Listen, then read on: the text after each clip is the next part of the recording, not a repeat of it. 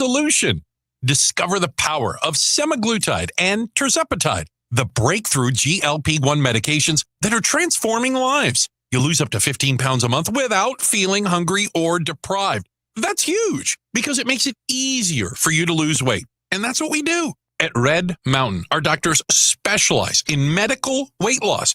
We've helped people lose weight for over 30 years now, and we can help you too with quality GLP medications that cost less than half the price of Ozempic.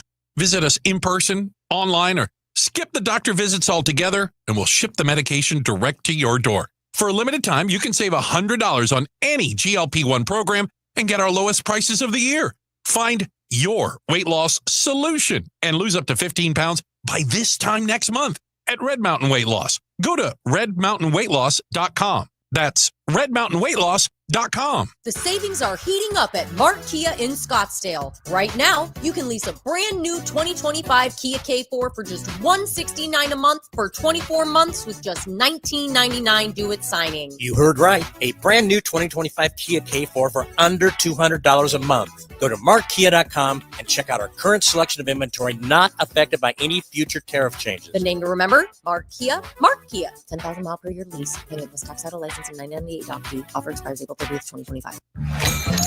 Hear that? That's the sound of a loaded cash explosion. It happens every time someone wins loaded cash explosion scratchers from the Arizona lottery. Oh, it's happening again. Since tickets are loaded with $1,000 prizes with explosive top prizes of $2.5 million. Plus, a second chance to win $1 million in the Players Club. Head to an Arizona lottery retailer and play loaded cash explosion scratchers today. If you know, you go. At Superstar Car Wash, we're proud to have over 550,000 members. Be in the know and try what everyone loves today. Text SuperAZ to 27800 to get 50% off our best wash. Terms and conditions apply. AM 1060 KDUS Tempe Phoenix and KSLX HD2 Scottsdale Phoenix.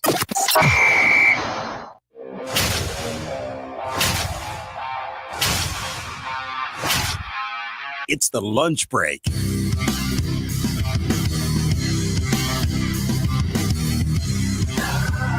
Brendan Pfaadt continues to deliver for the Arizona Diamondbacks. We have to talk about that Diamondbacks bullpen. And oh yeah, we are just a little over 24 hours away from the NFL draft. Welcome into the Wednesday edition of the lunch break here on KDUS AM 1060, streaming on the KDUS AM 1060 app, and you can watch the show over on the KDUS AM 1060 YouTube channel. A very busy day for us because the Diamondbacks started a 3-game series last night with Tampa. It looked really good. We'll get to that here in just a second. We're going to continue to get you ready for tomorrow night and the NFL draft. We are going to play a little mock draft madness in hour number one of the program, because I speak for all of us here on the show that when it comes to the NFL draft, I'm a huge nerd. We're just nerds about the NFL draft. We just love everything about this. So we're going to get in on the fun here. We're going to keep you on top of what's going on with the Phoenix Suns. A lot to discuss here today on the program, but we start with that baseball team last night. Time for our top story of the day. It's the Daily Special. Oh yeah, producer Evan's here as well. We got the whole crew today here on the Wednesday edition of the program. Sorry that I didn't get to that at the top, but we're all here ready to go, and the Diamondbacks were ready to go last night. A 5-1 win over the Tampa Bay Rays to open up this homestand and open up this series with a victory. And I think the place you have to start is with the guy who has been a rotation that has Zach Allen in it, Corbin Burns, Merrill Kelly. The most consistent guy 5 turns through the rotation is Brandon Pfaadt. He's given the Diamondbacks 6 innings in all but one of his starts, and that one start that he didn't give them 6 innings, I believe it was 5 2/3. So it was just on the cusp of making it 6 innings in every single start this season. It was 6 innings of 1-run ball, 5 strikeouts, and the thing for Brandon Pfaadt that allowed him to go deep into the games, while he didn't walk anybody, only allowed 4 hits, so kept the base traffic at a minimum, and just was the consistent guy who throws strikes and just gets outs. was a little more dominant last night, added the sweeper back in, got a couple of nice strikeouts using that sinker to left-handers. He had all of his stuff working last night, but the fastball was really good.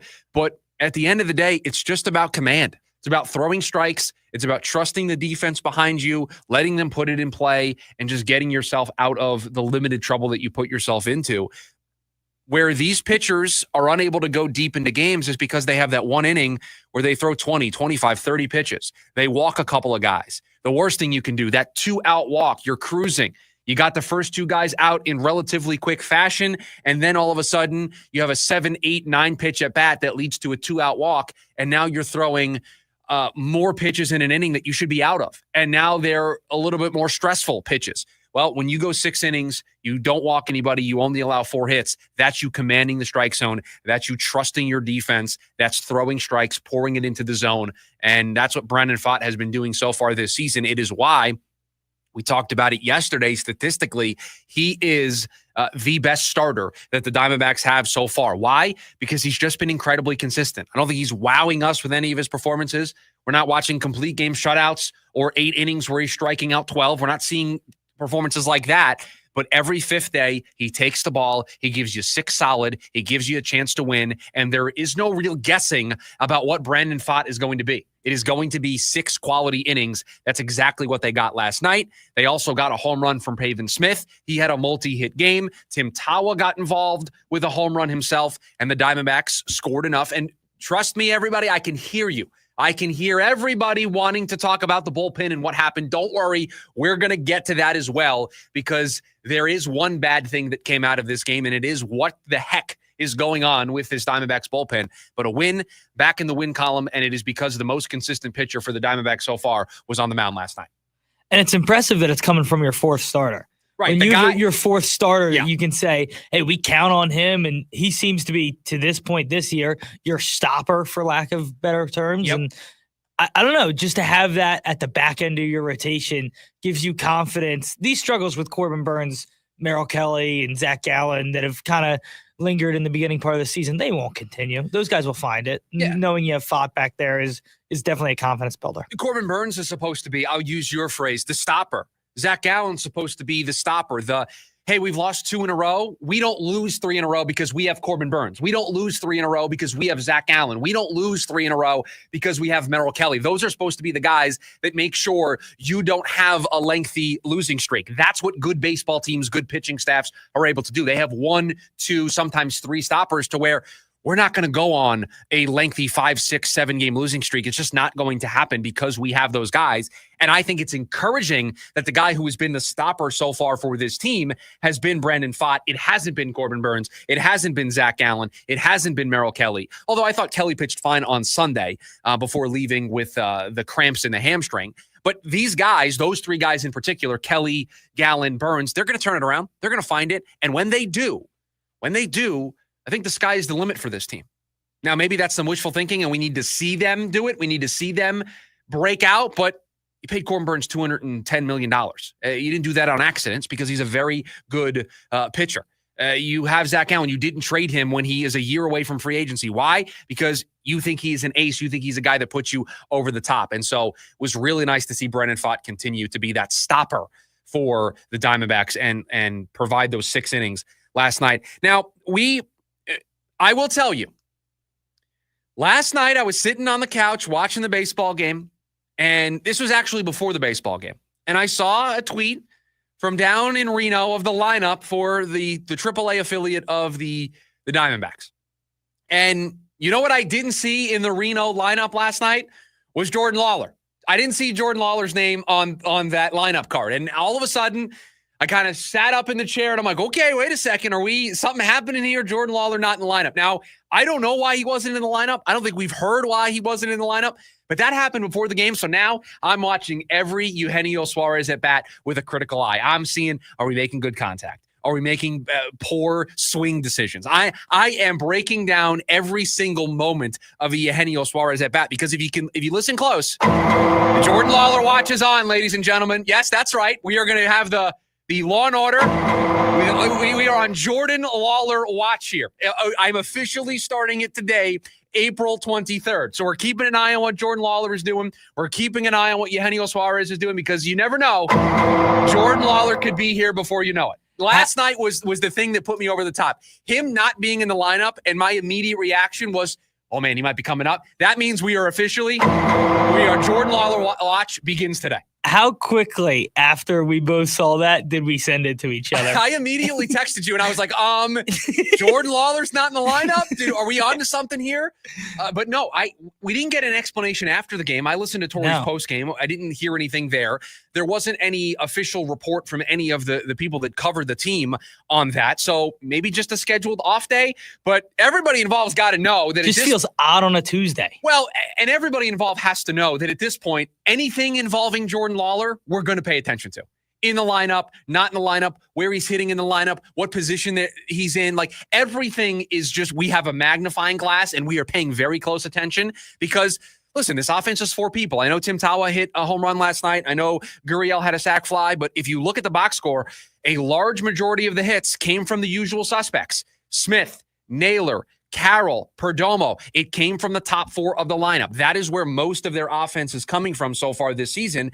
And until Ketel Marte comes back, until the bottom part of the lineup contributes, it's going to be those guys driving the bus. And Pavin Smith certainly did last night with his multi-hit game, including the home run. But a nice opener to this series for the Diamondbacks. And again, the bullpen is something that we don't have enough time here in the open to discuss the inner workings of the bullpen, the bad news that we got for A.J. Puck, the way Torrey used his bullpen last night. They had an off day yesterday, so you would think everybody was available to you. Thought there was some interesting decisions there that we're going to get into as well, because if there is one thing about this team right now that has me a little uneasy, I think the offense overall, they're going to get there.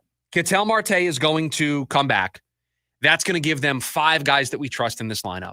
I expect Gurriel to have a breakout here at some point. Gabby Moreno, I think, is going to contribute more to what we've seen on the back of his baseball card. I think the offense is going to turn around, and you have Corbin Carroll doing what he's doing. Naylor and Smith have been awesome, and so those guys are going to continue. The pitching, at least the rotation, I'm not that concerned yet, right? I think Corbin Burnes is going to look like the Corbin Burnes in Baltimore, the Corbin Burnes in Milwaukee. I think we're going to see that guy here sooner rather than later. Zach Allen, we've already seen this season Zach Allen be ace Zach Allen. That Yankee start, his second start of the year on the road, is what Zach Allen can be. So I've seen it with my own 2 eyes this season. It's about consistency with him. I think we'll get there. Merrill Kelly, thought had a great start his last time out against Chicago. Hopefully he can build off of that. Eduardo Rodriguez, who's going to go tonight for this team, I think he's done well enough and has given this team a chance to win every time, most of the time he's gone out there. So I don't get uneasy. I don't have an upset stomach about the Diamondbacks rotation. What I have an upset stomach about right now, what makes me a little uneasy, what I am nervous about throughout the course of the baseball game is how Torey Lovullo is going to get the final 6, 9, 12 outs, however many outs he needs to get on a given basis.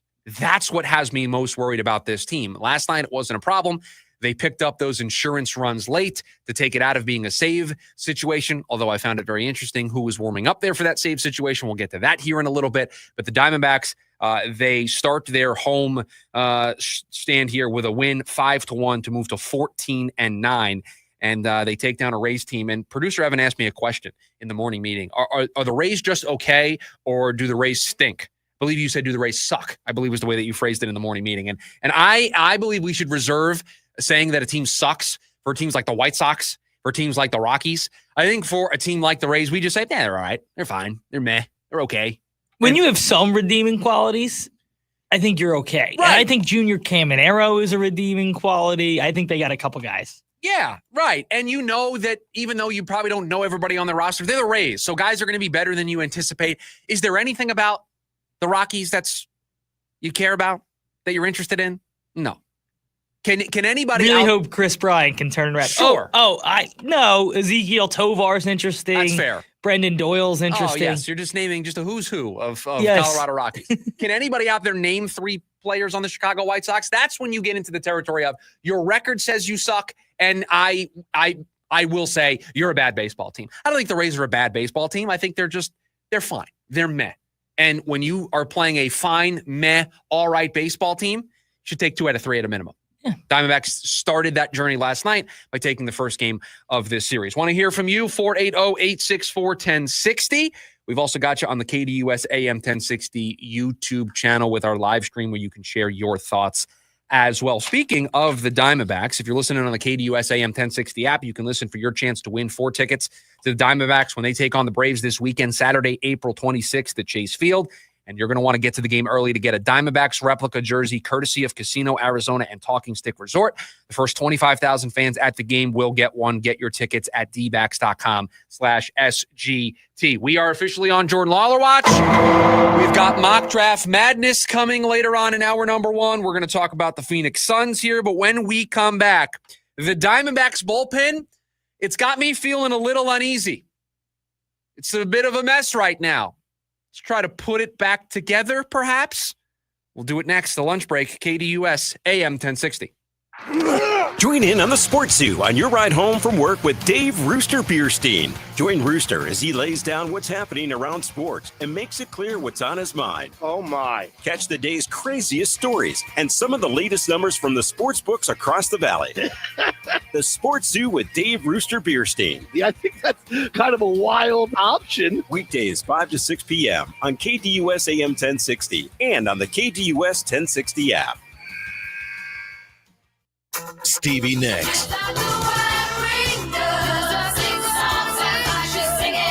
One special night, October 7th, PHX Arena.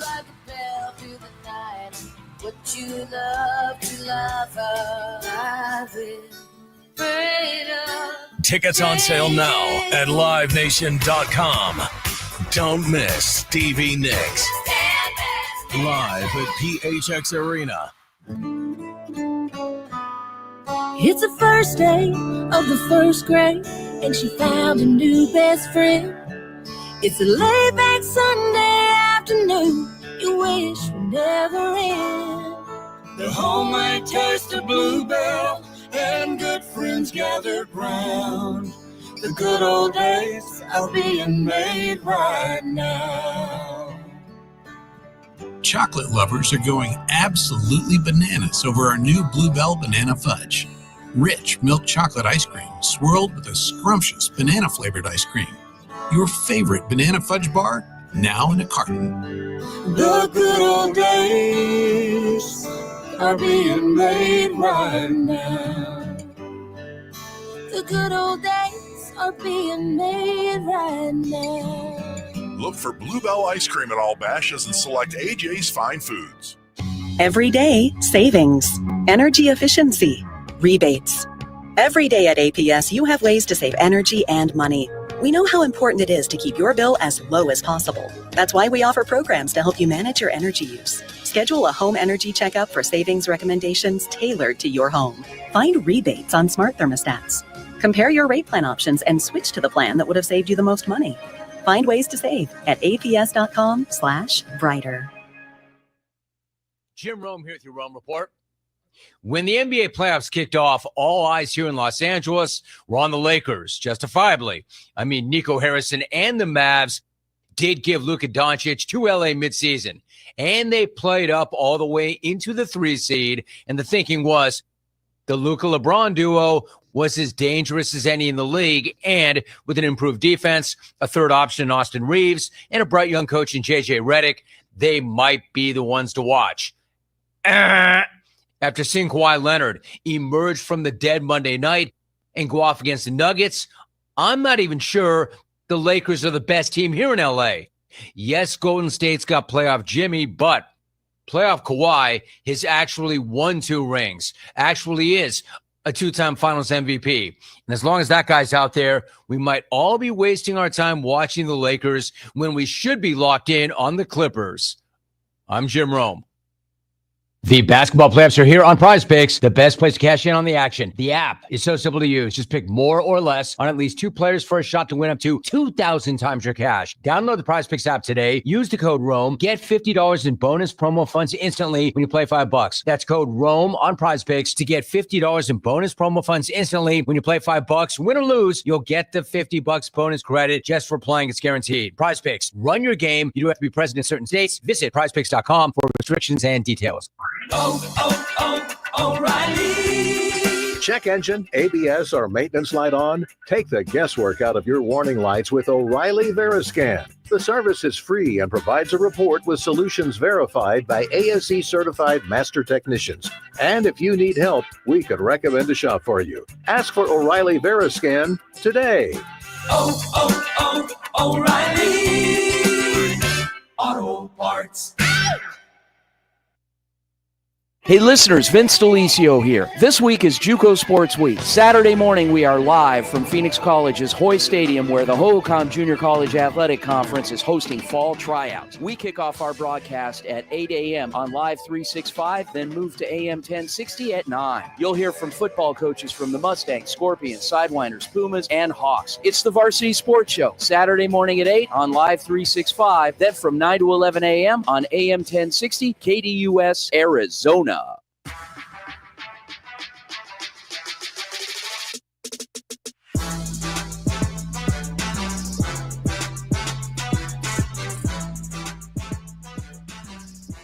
It was a pretty good night last night for the Diamondbacks, defeating the Rays 5-1. But there was one notable thing that occurred during this game. There was a notable thing that occurred before the game that ties into the conversation that we're having. We learned that A.J. Puk is going for a second and third opinion, and one of the places he is going for that opinion is Dr. Neil ElAttrache, who is one of the highly regarded Tommy John surgeons in the world.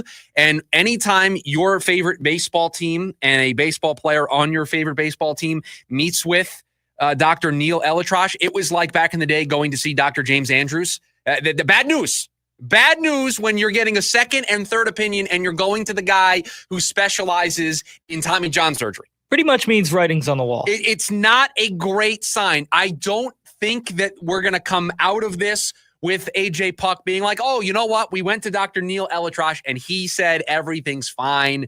We don't need to go down the path of Tommy John surgery or whatever other surgery they could find when looking at this MRI. So that was the bad news we got before the game, that it does not look, at least, listen, we can let the process play out. We can see what the second and third opinion tell us. I'm just telling you, I don't have a good feeling about this. I didn't get the warm and fuzzies when I heard second and third opinion. And going to Dr. Neil ElAttrache, who is a world-famous surgeon who specializes in Tommy John surgery, it didn't make me extra confident that A.J. Puk was going to come off the injured list when the 15 days are up. I didn't feel great about that when we heard that news yesterday. And then during the game, something happened, and Torrey was asked about it after the game. But we were all paying very close attention to if Justin Martinez was going to be available last night. Was not available in Sunday's game. The word that was thrown around was fatigue, but Torrey said day off on Monday. Expect Justin Martinez, J Mart, to be 100% when we get to Tuesday. Eighth inning rolls around, bottom of the eighth. Diamondbacks are holding on to a 3-1 lead. Save situation, so you would go to your closer. Justin Martinez with no A.J. Puk, that's got to be the guy, J Mart. 100-plus mile-an-hour sinker, 100-plus mile-an-hour fastball. That's my guy that I want in that spot, throwing gas, throwing heat to get those final three outs. So I've got to get my closer up. I know I'm threatening to score some runs, but I have to have my closer up. If I miss here and I don't get that insurance run and I don't make it a 4-run lead so it's not a save situation, I'm going to my closer. I just had a day off yesterday. Everybody's supposed to be available to me. I'm going to go to my closer. Shelby Miller was the guy warming up in the bottom of the eighth inning last night, not Justin Martinez. So if it was a save situation, the Diamondbacks ended up scoring 2 runs, so they didn't have a save situation. They had a 4-run lead. If the lead was 3-1, if the lead was 4-1, the guy that was going to be asked to get the final 3 outs and to get the save was not Justin Martinez last night. It was going to be Shelby Miller. So the moment that happens, I know somebody's going to ask about a postgame. Somebody's going to ask, was was Justin Martinez not available? And we got a very similar answer of, yeah, just not feeling 100%. But Torey said, like I said to you guys the other day, I expect him to be 100% tomorrow. And didn't say that they were sending him for imaging like they did with AJ Puk. Didn't make it sound like it was something that was serious. But Justin Martinez hasn't pitched since last Thursday. They are citing fatigue. Last night, Torey, I don't know if he meant to do this. He kind of gave away a little bit of information by saying it was kind of right shoulder fatigue. I don't know. Maybe you're dealing with a case of dead arm. Perhaps.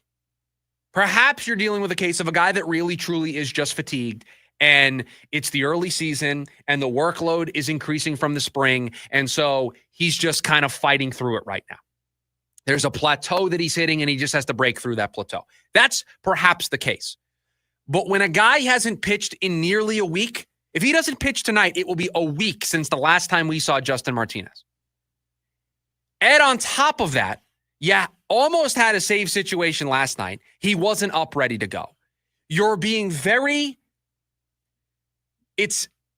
you're not giving us a whole lot. You're just saying that it's fatigue that J Mart is dealing with. And you already have a situation with AJ Puk that is getting a second and third opinion. So maybe you're trying to play it safe, but it paints a very, very murky picture right now for the Diamondbacks in their bullpen. Because as we sit here today, they're down both closer options. Until I see Justin Martinez back out there on the mound, I am not going to anticipate him being available for tonight's game. I just am not. He hasn't pitched in nearly a week.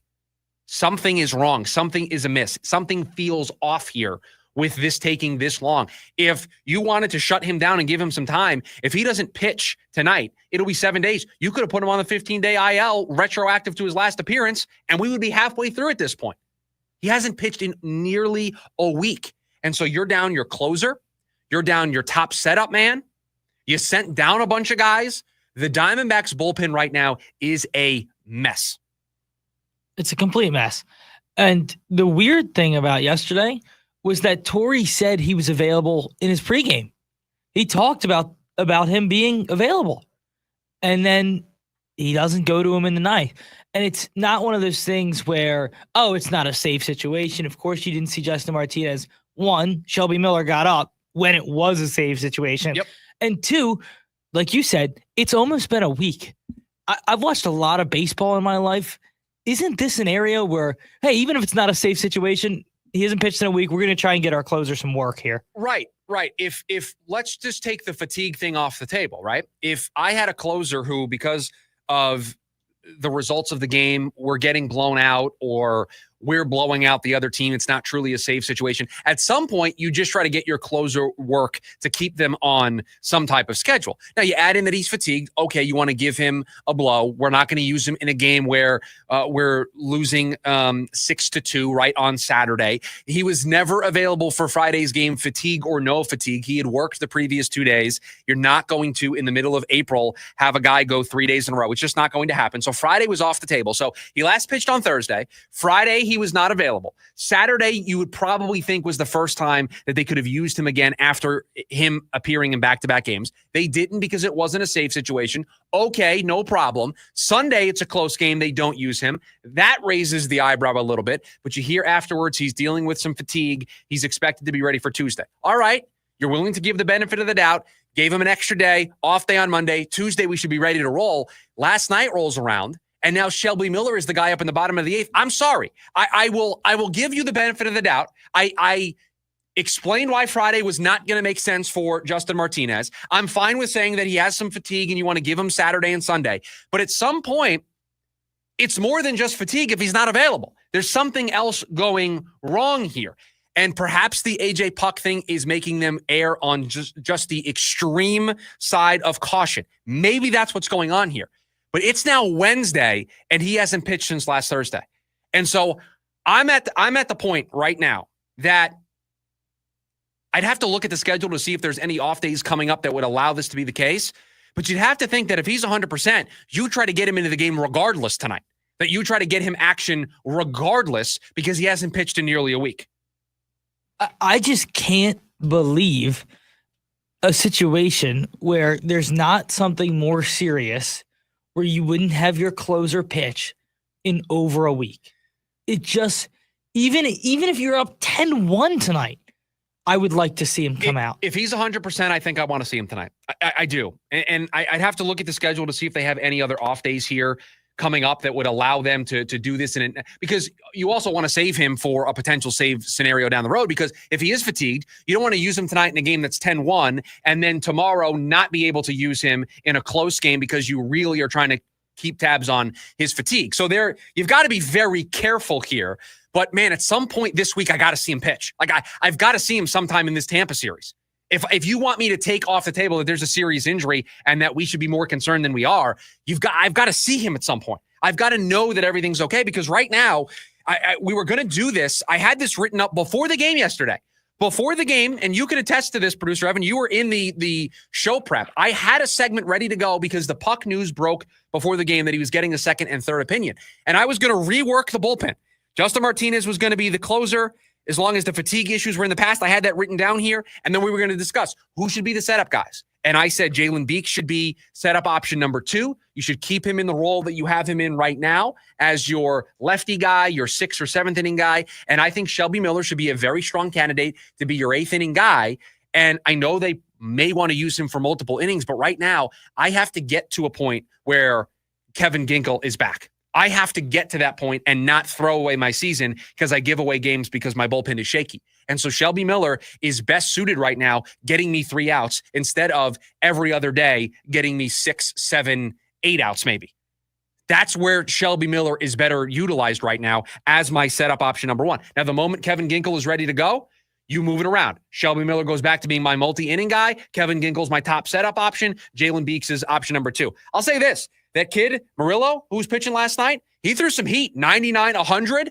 Good stuff. I don't know if you can do this with a kid that you just called up, thrust him right into some high leverage situations.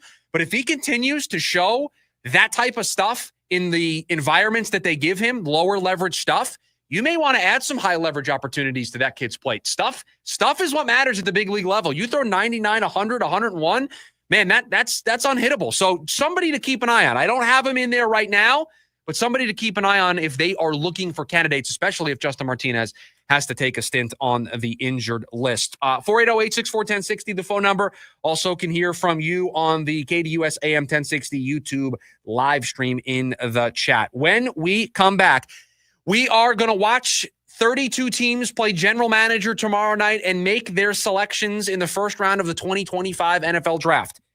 Why don't we play GM on the other side of the break? A little mock draft madness coming at you on the other side. It's the lunch break, KDUS, AM 1060. The Varsity Sports Show with Vince D'Alessio is your hub for everything high school and college sports. Join Vince and friends as they give you the full picture on student athletes and where they're heading. Live interviews with coaches across the valley. Asking some of the tough questions. Varsity recaps and in-depth interviews with tomorrow's sports stars. The Varsity Sports Show with Vince D'Alessio. Live every Saturday morning from 9 to 11 a.m. Here on KDUS AM 1060 and on the KDUS 1060 app. When my wife and I got married after both graduating law school, we didn't have 2 nickels to rub together. Ultima had to give me her gas card just to drive home. We never could have imagined that one day we would have the largest injury firm in the world and $25 billion in money collected and counting. As good Catholics, we had 4 children fast. They all work in the firm today. Our family protecting yours. I'm John Morgan of Morgan & Morgan, but our greatest gift was years away, grandchildren. Today we have 6 and counting. It's the greatest joy that we have ever experienced. I think about them all day long. Our family promises to protect your family should you need us. Call us. It's easy.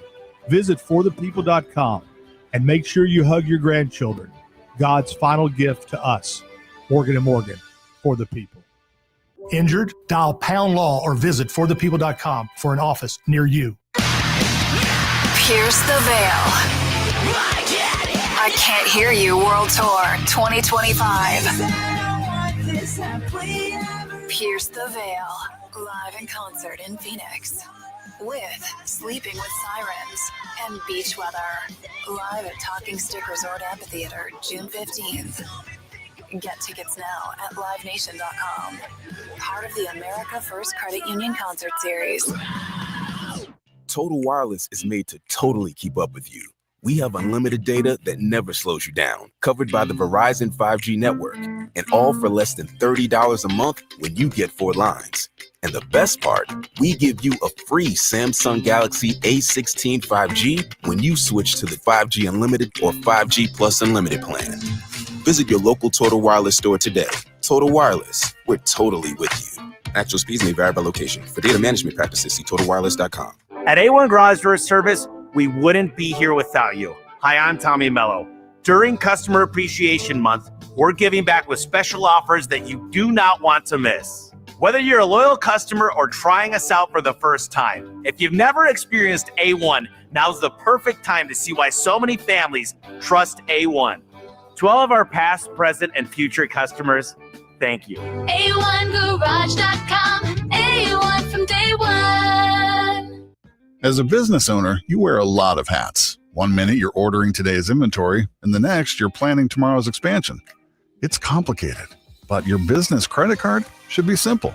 With the Signify Business Cash Card by Wells Fargo, you earn unlimited 2% cash rewards on purchases for your business, with no caps or categories to track. Signify Business Cash, the deliberately simple business credit card. Learn more at wellsfargo.com/signify. Terms apply. James Out West, your home for sports down here in the desert. Join James and Pat the Stat Guy as they recap the weekend and dive deep into the numbers for the NFL, NBA, college sports, and more. That's 5 seasons of 1,200 yards. Player stats, team numbers, and contracts are just the start of the discussion for James and Pat. He started 815 career games. He threw 749 complete games. There's no hiding when it comes to stats. It's James Out West every Monday night from 7 to 8 p.m. right here on KTUS AM 1060 and on the KTUS 1060 app.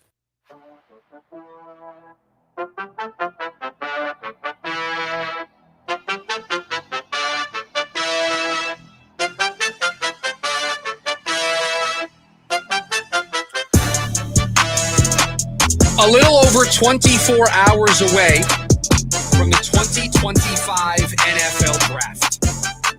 The Arizona Cardinals will be on the clock soon enough, and they will make their selection with the 16th overall pick. And we decided, since, I'm a huge nerd. We're just nerds when it comes to the NFL Draft. We thought it would be fun for us to sit in the GM chair here today. So producer Evan, he normally takes over the show at the end of the program with the leftovers, but he's taking over the show right now because he has done the work. You went to a bunch of different mock draft simulators. I don't know. I don't know where you cited all of this information from, but you've done the work. You've gone to some different mock draft simulators. You have simulated up until the 16th pick, and now it is going to be my job with the situations that you outline to try to make a selection. That's the task in front of me, mock draft madness, because, again, I'm a huge nerd. We're just nerds. So that's what we're doing here. That is correct? 100% exactly what's going on here, Chris. So we'll start. We did 4 mock draft simulators. Okay. In 2 of which we got trade offers. I'm going to split those up. We're going to start with just a regular, got to 16, no offer here. And then we'll do one of the trade offers, and then we'll do another regular one and another trade offer. Okay. Start with this first one, NFL Mock Draft Database Simulator. Okay. I'm going to start with this draft went pretty strange. Shador started, then Hunter, Carter. Ward got all the way to 8 at Carolina. But we'll hit some highlights, and then we'll get to Arizona. No trades in the top 15 in this one. Getting to the Cardinals at 16. Players available. Guys we've talked about. Will Johnson, Michael Williams, Jahdae Barron, who's been a hot name as of recent. We'll talk about him in hour number 2 of the show Mike today. Green, Matthew Golden, Jihad Campbell, Malachi Starks, Josh Simmons, Walter Nolan, Kenneth Grant. Those are the ones that I could see going. Yeah. Okay. So also McMillan's on the board if you want to go there, but I know you don't like him. If I'm taking a receiver, I will be taking Matthew Golden. So, okay. So you shouted out a lot of names at me, and I'm just going to be completely honest with you and the listeners. I forgot half of them already. So I'm just going to ask some questions. Of course. Derek Harmon on the board? Derek Harmon is not on the board when 3 picks ago to Miami. Walter Nolan on the board? Walter Nolan is on the board. Okay, so Harmon off the board, Nolan on the board. You already met. I heard that you said Kenneth Grant's name. He's available. Kenneth Grant is also available. Abdul Carter available. Is he available for me to take with the 16th overall pick? Abdul Carter went at 4. Okay, unfortunate. Was hoping that he would slide to me there at 16. We'll get into the Jahdae Barron stuff in hour number 2, like I mentioned, but it appears to me that the Will Johnson stuff is starting to gain some traction, that there are some teams legitimately concerned about his knee.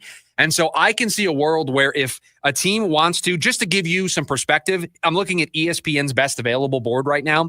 They have Will Johnson as player number 10. They have Jahdae Barron as player number 11. So I can see a team thinking that those two players are rated very similarly, and they're going to go with the guy that has the injury profile that's a little bit more cleaner compared to Will Johnson and that knee. So Barron is a name to keep an eye on at the corner spot. I am not going to go corner. You said Kenneth Grant is available. Mykel Williams on the board? Mykel Williams is on the board. Man, Georgia defensive end, Georgia edge rusher. I'm thinking Jahad Campbell or Mykel Williams in this scenario that we've outlined. I will take the edge, because I love taking a 5-pillar position in the first round. I don't necessarily want to take a corner, at least in the first one of these that we do. I'll go Mykel Williams, the edge out of Georgia, with my pick here in Mock Draft Madness simulation number 1. Mykel Williams is the pick, graded out as an A+. That's right. You were on that draft simulator. Hire me right now, somebody.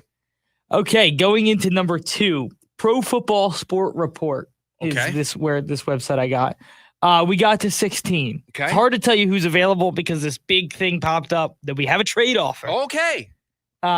This one's a little interesting. All right. The Rams want to move up 10 spots to pick 16. Division rival. And they're going to offer you pick 26, pick 101, and a second-round pick in 2026. So they want me to move down 10 spots from 16 to 26. Yep. They're not giving me a top 100 pick in this year's class. 101. But they are giving me a second-round pick next year.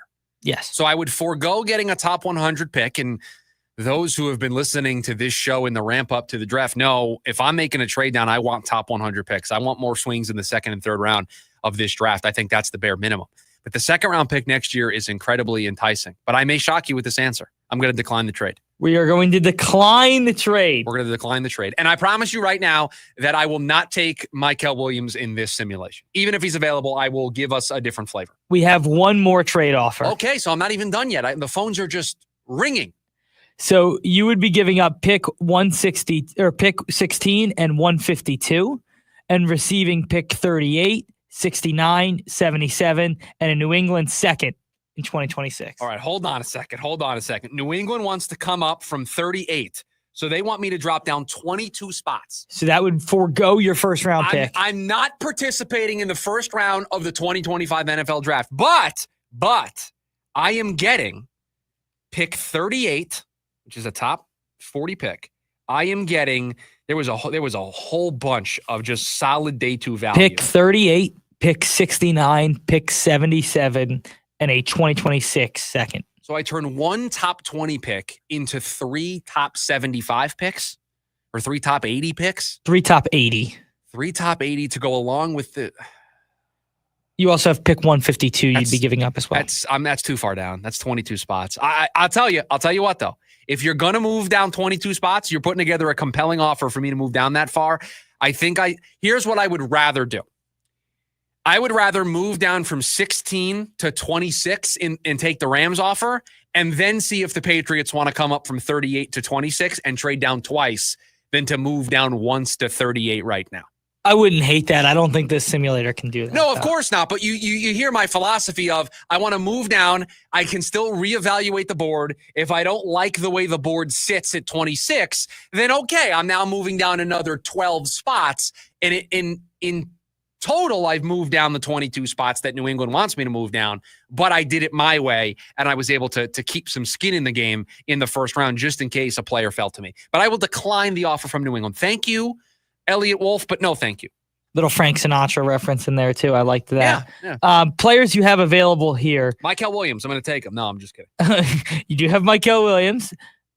You do have Matthew Golden again. You have Jalen Walker, Josh Simmons, Tyler Booker, Jahad Campbell, Walter Nolan, Nick Scoutin is the name. Derek Harmon available. Derek Harmon is gone. Man, everybody keeps stealing Derek Harmon from me. That's who I want to take at 16. Derek Harmon went at 15. I want to move up. In the next simulation we do, I want to call up the team at 15. Is that possible or no? Are we too far down the rabbit hole? I think we're too far down the rabbit hole. Because I want to move up to get Derek Harmon. Okay, Derek Harmon not available. I took Michael Williams in the last simulation that we did. I've declined both trades, although I thought both offers had their merits. They were reasons to entertain them. Jahdae Barron on the board? Barron is gone. Went at 14. Will Johnson available? Will Johnson is available. So I can take Will Johnson, but I have to have the questions about the knee injury. You said Walter Nolan's available? Walter Nolan is available. So is Tyler Booker, another guy we've seen mocked. Yeah, that's a second round pick for me. That's a if I traded down with the Patriots for 38, I would take Tyler Booker there. Jahad Campbell there? Jahad Campbell is here. I'm taking Jahad Campbell. Jahad Campbell, linebacker out of Alabama is my selection in simulation number 2. I want to make a trade. I want to make a move. Right after us, by the way. Yeah. The Pittsburgh traded up to take Shedeur. Shedor's still on the board. Nobody wants. He was still available at 16 if you wanted him. I just didn't tell you. I was uninterested. Appreciate the offer though. Of course. This one is going to be probably your favorite one. Okay. This is the Pro Football Focus, at least of players who's available. Okay, I love this. So you have both corners, Barron and Will Johnson, Jahad Campbell, Mike Green, Walter Nolan, Kenneth Grant, James Pierce Jr. Some interesting names. And Harmon has not gone, which is what I was saving for you. Run the card into the podium. Get me Derek Harmon. It was either going to be him if he was available, or I was going to take Jahdae Barron with this one. Run the card in for Derek Harmon. Defensive tackle out of Oregon, 6'5", 313. His pro comp that I'm looking at right here is Leonard Williams. Run that card in for Derek Harmon with the 16th overall pick. The craziest thing, honestly, is how low Pro Football Focus has him rated. Well, and I had to scroll down into the 40s. Yeah, what I love so much about this exercise and why I love that we went to different places and ran these simulations is I hope hopefully the message that everybody got from us doing this exercise is we have no idea. No clue who's going to be available at 16. I wanted to take Derek Harmon from the word go. It took until the last simulator for him to get to me. We have one more, actually. We do have one more. All right, let's do that one very quickly. So this is NFL Draft Buzz, and we have a trade offer from the Atlanta Falcons. Okay. So they want 16. They'll give us 46. And Kirk Cousins. Oh. No, but it is a player in here as well. 46. They're going to give us 46, a first next year, a fourth next year, and safety Jesse Bates. What? I have to decline that just to help the Falcons out because that is a terrible trade offer. Decline. I decline, but I want to take that deal. Future first, and I get Jesse Bates, and I still pick in the top 50. I would take that deal, but no, for the sake of the Atlanta fans out there, I will decline that trade on their behalf. No, thank you. And I will. Who can I run the card in for really quickly so we can get out of here? Okay, Who's so available? if you can get available, Barron's available. Run it in. Jahdae Barron is the pick. I've right. picked 4 different players in 4 different mock drafts. That's how you know tomorrow's going to be crazy. A little mock draft madness here for you on the lunch break. When we come back, should the next head coach of the Phoenix Suns have a say in Kevin Durant's future?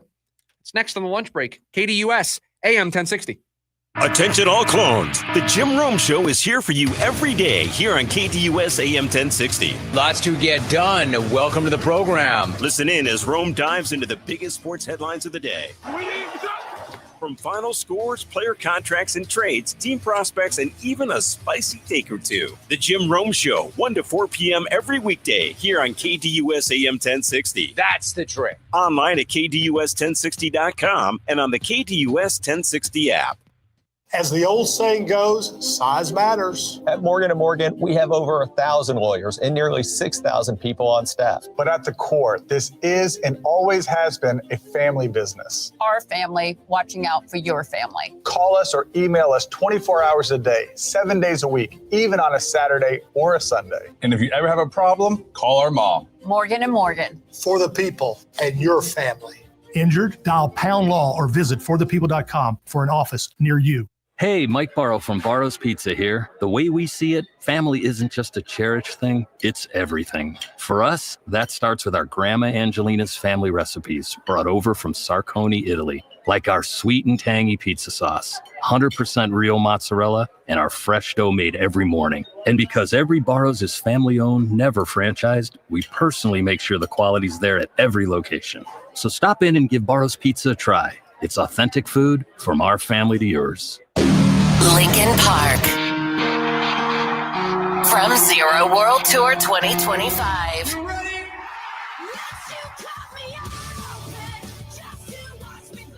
in Phoenix. Footprint Center, Saturday, September 6th, with special guest Gene Dawson.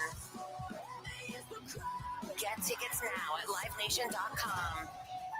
For more, visit lincolnpark.com. Hi, Luis Gonzalez here. Want to bet? Feel the thrill of Casino Arizona with 1,400 of the hottest slots and nonstop table game action. We make winners, no experience necessary. Join us for the best bingo in the valley with daily sessions. Indulge in all-you-can-eat Eagles Buffet or enjoy fine dining experience at the award-winning Choya Steakhouse. Enjoy top-notch local entertainment, tribute bands, and viewing parties at CAZ Sports Bar, just off the 101 in McKellips. Casino Arizona, uniquely Arizona. Early weekend ASU baseball action here on KDUS AM 1060. Join the Sun Devils as they play host against BYU starting this Thursday evening. The voice of the Sun Devils, Tim Healy and Max Rosser, will have the call live from Phoenix Municipal Stadium. It's the opening match between ASU and BYU this Thursday. Pre-game coverage starts at 6:15 p.m. with first pitch at 6:30 right here on KDUS AM 1060 and online at KDUS1060.com/Sun Devils.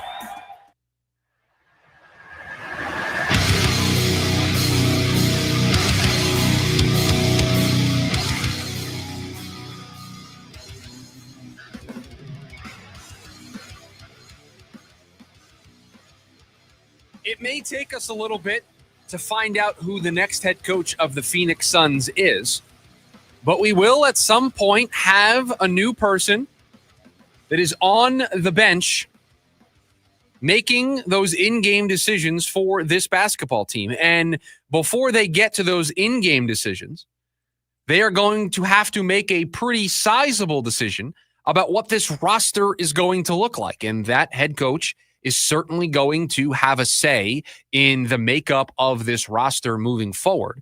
And we touched on this a little bit yesterday. And I'm playing, this is everybody's favorite game. I'm playing a little sound roulette here because the sound screen in front of me doesn't have the titles of these audio clips. So I'm just going based off of memory. But we played some Chris Haynes for you the other day during his Haynes Briefs, talking about the Phoenix Suns, their coaching pursuits, what the new roster is going to look like. And at one point, he talked about how the new coach might have a say in Kevin Durant's future. So everybody, cross your fingers, and let's hope that I hit the right cut here. Now, the coach will have some impact on what happens with Kevin Durant. And the reason why I say that is this. It is very likely that Kevin Durant will be moved this summer. That is likely. However, if the Suns can find a coach that they're looking for, the coach that fits their identity, a coach that's going to fit the culture that they're trying to build, right? A grinded out coach, hard-nosed, somebody who can communicate effectively to the players. If they can find that coach and find a coach that is largely respected by the players in the league, there can be a possibility in which Kevin Durant is still a member of the Suns going into the 25-26 season. Should that be the case? Should the head coach that they bring in, whoever that person may be, should that coach have a say in whether or not Kevin Durant stays or goes? Normally, I want to include my head coach in this process. I want to include my head coach in these types of decisions. I want it to be a collaborative effort. I want the front office. I want the scouting department. I want the coaches. I want this to be a unified, everybody has a seat at the table. I want to hear from the players, and Devin Booker can be the voice of those players. That is what normally I would want in a situation like this. I want it to be collaborative. I want everybody to share their opinions. I want to make sure that we look at this from every possible angle so that we make the right decision. I'm sorry, but this is too important of a decision to allow somebody who will just be in the building for a couple of weeks or months to have a say over Kevin Durant's future when the only way out of this mess for the Phoenix Suns is by trading Kevin Durant. If you are going to hire a head coach and because this conversation, this question is going to come up in the interview. During the interview process, when Matt Ishbia, when whatever the front office looks like, and they're interviewing these coaching candidates, this is going to be a topic. They are going to ask these coaches what they think of the roster. Are they okay if this roster doesn't include Kevin Durant? And I'm sure there will be some coaches who will try to make the case for keeping Kevin Durant, for trying to make it work with Devin Booker and Kevin Durant and giving it one more go. You, under zero circumstances as an organization, can allow that to occur. And if that disqualifies a candidate because they are steadfast in wanting to keep Kevin Durant, then so be it. They are not the right fit for this organization. You can't do this. Your only way out of this mess, and it is a mess. Last year was a mess. This entire era of Suns basketball has been a complete and unmitigated disaster. Your only way out, your only golden ticket is to trade Kevin Durant because you're not moving Devin Booker. You can't move Bradley Beal. Bradley Beal's not going to play basketball for you anymore, but you can't move him and free up that money. I don't think that's going to happen. So your only way to lower your tax bill, to get under the second apron, to align with the goals. Matt Ishbia stood in front of us all or sat in front of us all and took questions and answered the media. And you know what he said? He said, changes are coming. He said, we're going to do things differently. We're going to have a new identity. That identity is going to be predicated on defense and grit and determination and intensity and all of those words. He said all of those things. He also said that the Phoenix Suns are not going to be the highest payroll in the NBA. Well, how do you get to that point? How do you get to a place where all of those things are true? Where you have a new identity? Where that identity includes all of those buzzwords? How do you get to a place where you are no longer a second apron team and you don't have the highest payroll in the NBA? There's one path, and that path is trading Kevin Durant. And so I'm sorry, as an organization, I am making it known now ahead of time. I'm trading Kevin Durant. I am setting that on the table for any of the coaching candidates that I interview. Listen, don't get too excited about the idea of coaching Devin Booker and Kevin Durant. It's not happening. We are moving on from KD this summer. We are starting with a clean slate, and that clean slate is around Devin Booker. It is not around Kevin Durant. I am not allowing a coach that I'm going to potentially hire upend my entire offseason plans. Because I'll ask producer Evan this question. When you listened to Matt Ishbia in his end of season press conference, did you get the indication that Kevin Durant was going to be here? Did you get the indication that the Phoenix Suns and their offseason plans included keeping KD and building around him and Devin Booker? Did you get that feeling? There was no feeling that they were going to keep Kevin Durant. You got zero indication from Matt in that end of year press conference that Kevin Durant was a part of this future. Now, he didn't come outright and say, hey, we're trading Kevin Durant. You would never do that, but he didn't come out and say that. But everything from a vibe perspective pointed you in the direction of we are moving on from KD this summer. So if they pivoted back and KD was on this team next season, it's because they allowed themselves to be influenced during this coaching candidate process. That's a bad process. I will tell you my idea of why not have these guys come in for an interview and ask them what they would do. And there's your answer. If it starts with moving Kevin Durant, then you have a real candidate. If it doesn't, then you don't have a real candidate. Exactly. This is going to come up in the interview process as a topic of conversation. And I think anybody who walks into that process with the expectation that KD is on this roster next season, I think this is going to sound weird to say, I think they're immediately disqualified as a candidate. This offseason has to be about a complete reset. And that complete reset includes moving on from Kevin Durant. I'm sorry, it just does. Hour number one of the program in the books. Hour number two. If they wanted to, how far should the Cardinals trade down in the 2025 NFL draft? That's next. The lunch break, KDUS, AM 1060.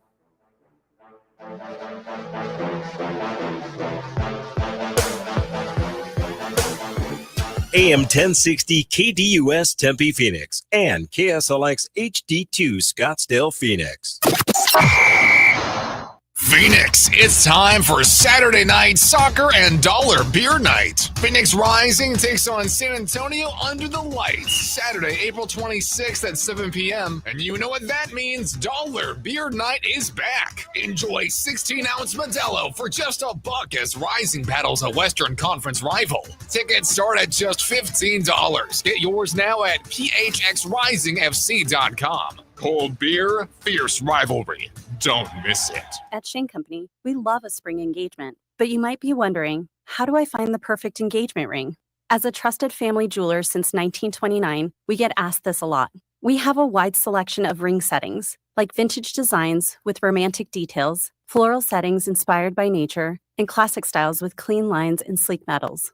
Dreaming of the most beautiful diamond you've ever seen? At Shane Company, we handpick only the sparkliest center stones in all shapes and sizes, from oval to round to marquise, and more. We have gorgeous natural and lab-grown diamonds at competitive prices, in-store, ready to compare side by side. Drawn to certain colors? We're known for our rainbow of vivid natural sapphires, including shades of blue, straight out of a fairy tale, handpicked by our owner, Tom Shane. At Shane Company, we have the best free lifetime warranty that includes the center stone, plus resizing, repairs, and cleanings for life. Visit us at shaneco.com or in store. No appointment necessary. Shane Company, your friend and jeweler. It's time to get excited for an unbeatable deal from Midway Chevy. Right now, Midway's Lease Advantage program has the all-new, redesigned 25 Chevy Trax. Lease it for $299 a month plus tax for 36 months with $999 due at signing. A giant value in a smaller SUV with Apple CarPlay and 11-inch display. Together, let's drive an exciting Trax. Lease for $299 a month, 36 months with $999 due at signing. Over 50 to choose from at Midway Chevy, I-17 and Bell Road, or shop anytime at MidwayChevy.com. Together, let's drive to Midway Chevrolet, absolutely unbeatable. Example VIN ends in SC 216602, plus tax title license with approved credit. 25 cents mileage charge over 10,000 miles a year. No security deposit required. An extra charge may be imposed at the end of the lease term. See dealer for details. Ends 4/30/25. We sell excitement. Midway Chevrolet, absolutely unbeatable. Right now at Mark Mazda in Scottsdale, you can lease a brand new 2025 Mazda CX-30 for just $249 a month, plus tax for 36 months, which is $29.99 down. The name to remember? Mark Mazda. Mark Mazda. On approved credit plus $998.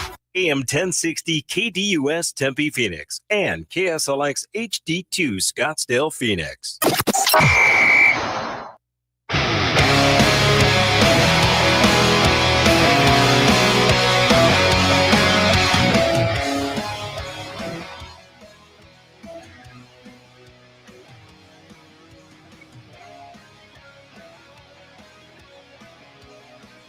The 12 o'clock hour of the lunch break. Hope you are all having a fantastic Wednesday afternoon. We are getting closer and closer to the NFL draft, and I can feel the excitement building. And I have a bit of a personal conundrum that maybe we should discuss now ahead of tomorrow. So this is a piece of information that everybody, I think, who listens to the show knows. I coach my daughter's softball team, and we have practices on Tuesdays and Thursdays. And I think we talked on the air about how I was planning on watching the draft with all of this going on, but a new wrinkle has emerged.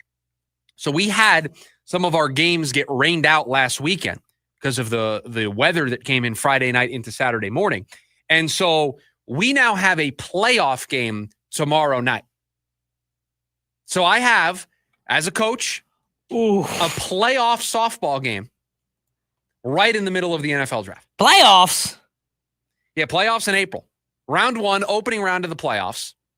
I have that. We are, I think, the 2 seed or the 3 seed. We had a pretty good season. Year. Yeah, we had a good season. So we're the 2 seed and 3 seeds, double elimination. So this is our opening round match. We win, we move on. We lose. It's double elimination. Yeah. Watch the draft. Now wait a minute. I can't do that to the poor girls, but I will tell you, I'm going to be a little distracted. My phone is going to be in the dugout, and I will, while I may not have the actual draft telecast on, will I have ESPN's draft thing on the app ready to go? Absolutely. I will be paying attention to all the picks. And then hopefully when the game's over, I'm just... What time's the game? I believe it is a 6 o'clock, 6:30. You may finish the game before the Cardinals get up. Draft starts at 5, 10 minutes per pick. Everybody takes all 10 minutes, right? Most of the time. Mm-hmm. So... the first 10 picks are, what's 10 times 10? 100? Yeah, so it's 160 minutes. So it's about 2 hours, 40 minutes. So they're going to pick around 7:45, 8 o'clock? Yeah. We are hard capped to an hour and 10 minutes. That's how. Oh, you'll be fine. That's if we start on time. That's if the game isn't tied. It's a playoff game. There's got to be a winner and a loser. Can I ask, are you ever stalling? Like, hey, you can't start in an inning at an hour and 10. So it is an hour and 10 with no new inning after you reach the hour and 10 mark. Now, I don't know why we're going to get into the weeds on this, but we are. So let's just do it. If we are the home team and the top of the inning started and we reach the hour and 10, if we're losing, we get to bat. We get a chance to walk the game off and win.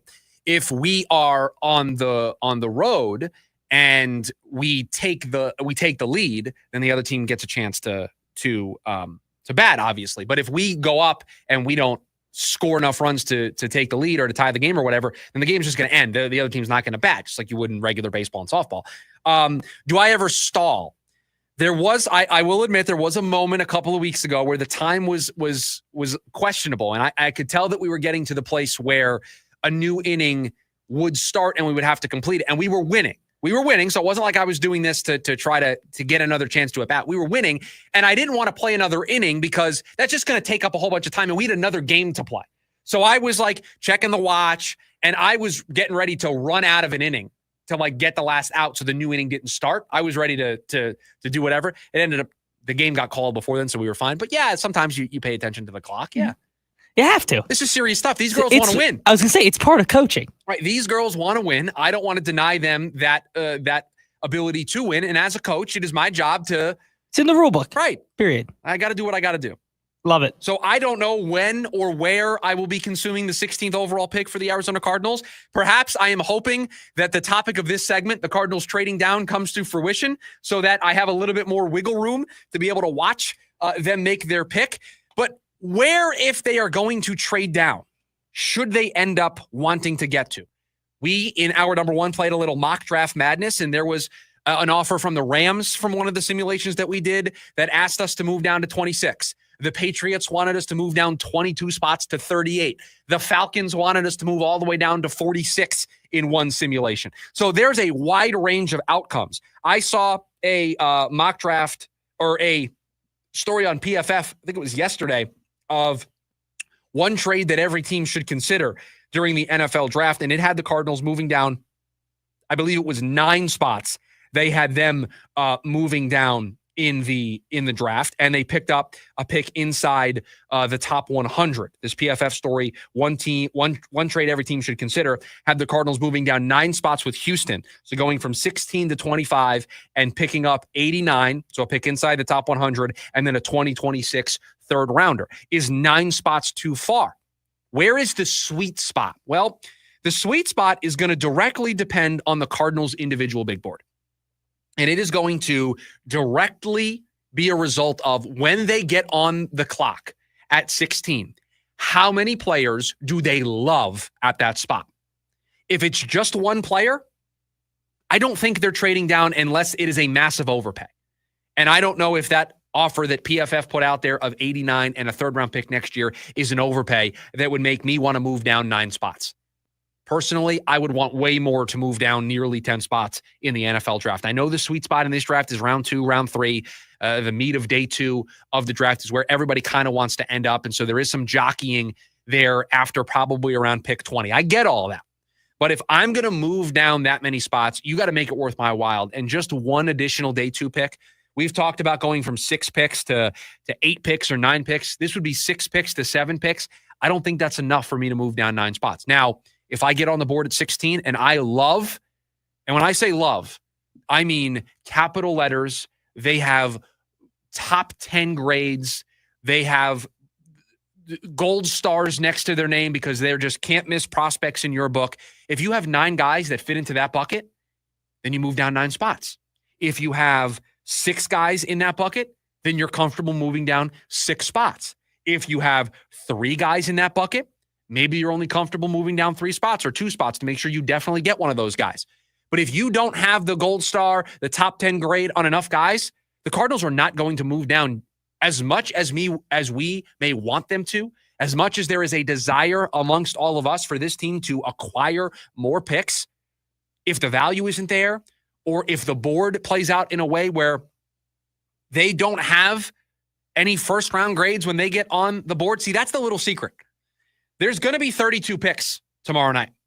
That doesn't mean there's 32 first round grades across the league. Some teams may have 12 first round grades. Other teams may have 20 first round grades. We don't know how many first round grades the Cardinals have on their big board. Perhaps they maybe only have 8. And if they only have 8 first round grades and they get on the clock and there's only one of those 8 guys left, then I don't know if they're going to be desperate enough, maybe that's not the right word, intrigued enough to move down 4 spots, 5 spots, 9 spots in the example that PFF pointed out.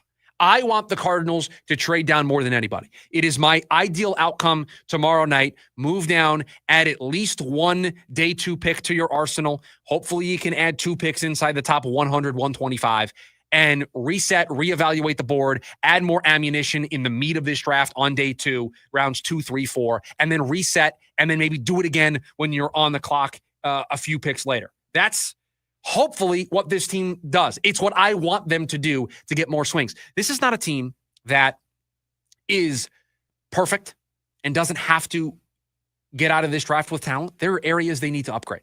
They need to upgrade on the defensive line. They need to upgrade the edge, corner. Wide receiver is something that we have championed on this show, especially with the first round pick. Doesn't look like that's going to happen if you listen to some certain people in this space.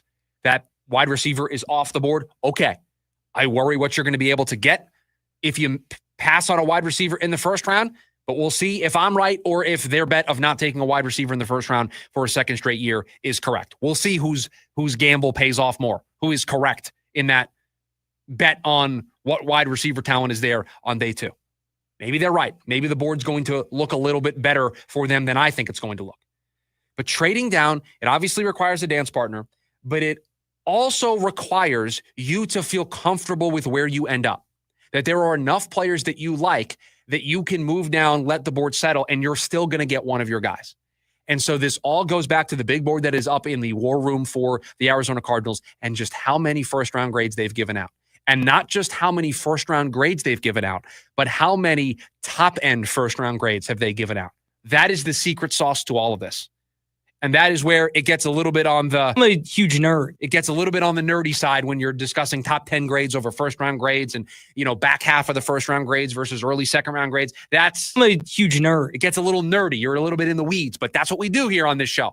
And I'm not going to shy away from the NFL draft and the nerdiness about it. I love it. I embrace it. It is a passion of mine. Tomorrow is one of my favorite days on the sports calendar. And why? Because of conversations like this. I have no idea how tomorrow is going to play out. I have no idea going into tomorrow what the Cardinals truly want to do. Are they as eager to move down as I would be if I was sitting in the chair? Because I would want to move down to 20, 22. I would want to move down 4, 6 spots, pick up an additional day 2 pick, and then reevaluate the board, and then just continue to cycle. And if my phone keeps ringing and teams want to keep moving up, because here's an interesting wrinkle to all of this. The Cardinals, I don't think, as we sit here today, are a prime candidate for the Giants to call, for the Browns to call, for the Raiders to call, the Jets to call, for those teams that are interested in trading back into the first round for a quarterback. I think 16 is still too early. But 22, 24, 25 and beyond, I think that's where it becomes a sweet spot. So I can see a world playing out where the Cardinals move down into the 20s, They move down 6 spots to 22. Somebody wants to come up and land Matthew Golden, or they want to land a offensive tackle that starts to fall, and the Cardinals maybe just aren't interested, and they move down to 22 or 23. And then all of a sudden, you may get phone calls from Cleveland.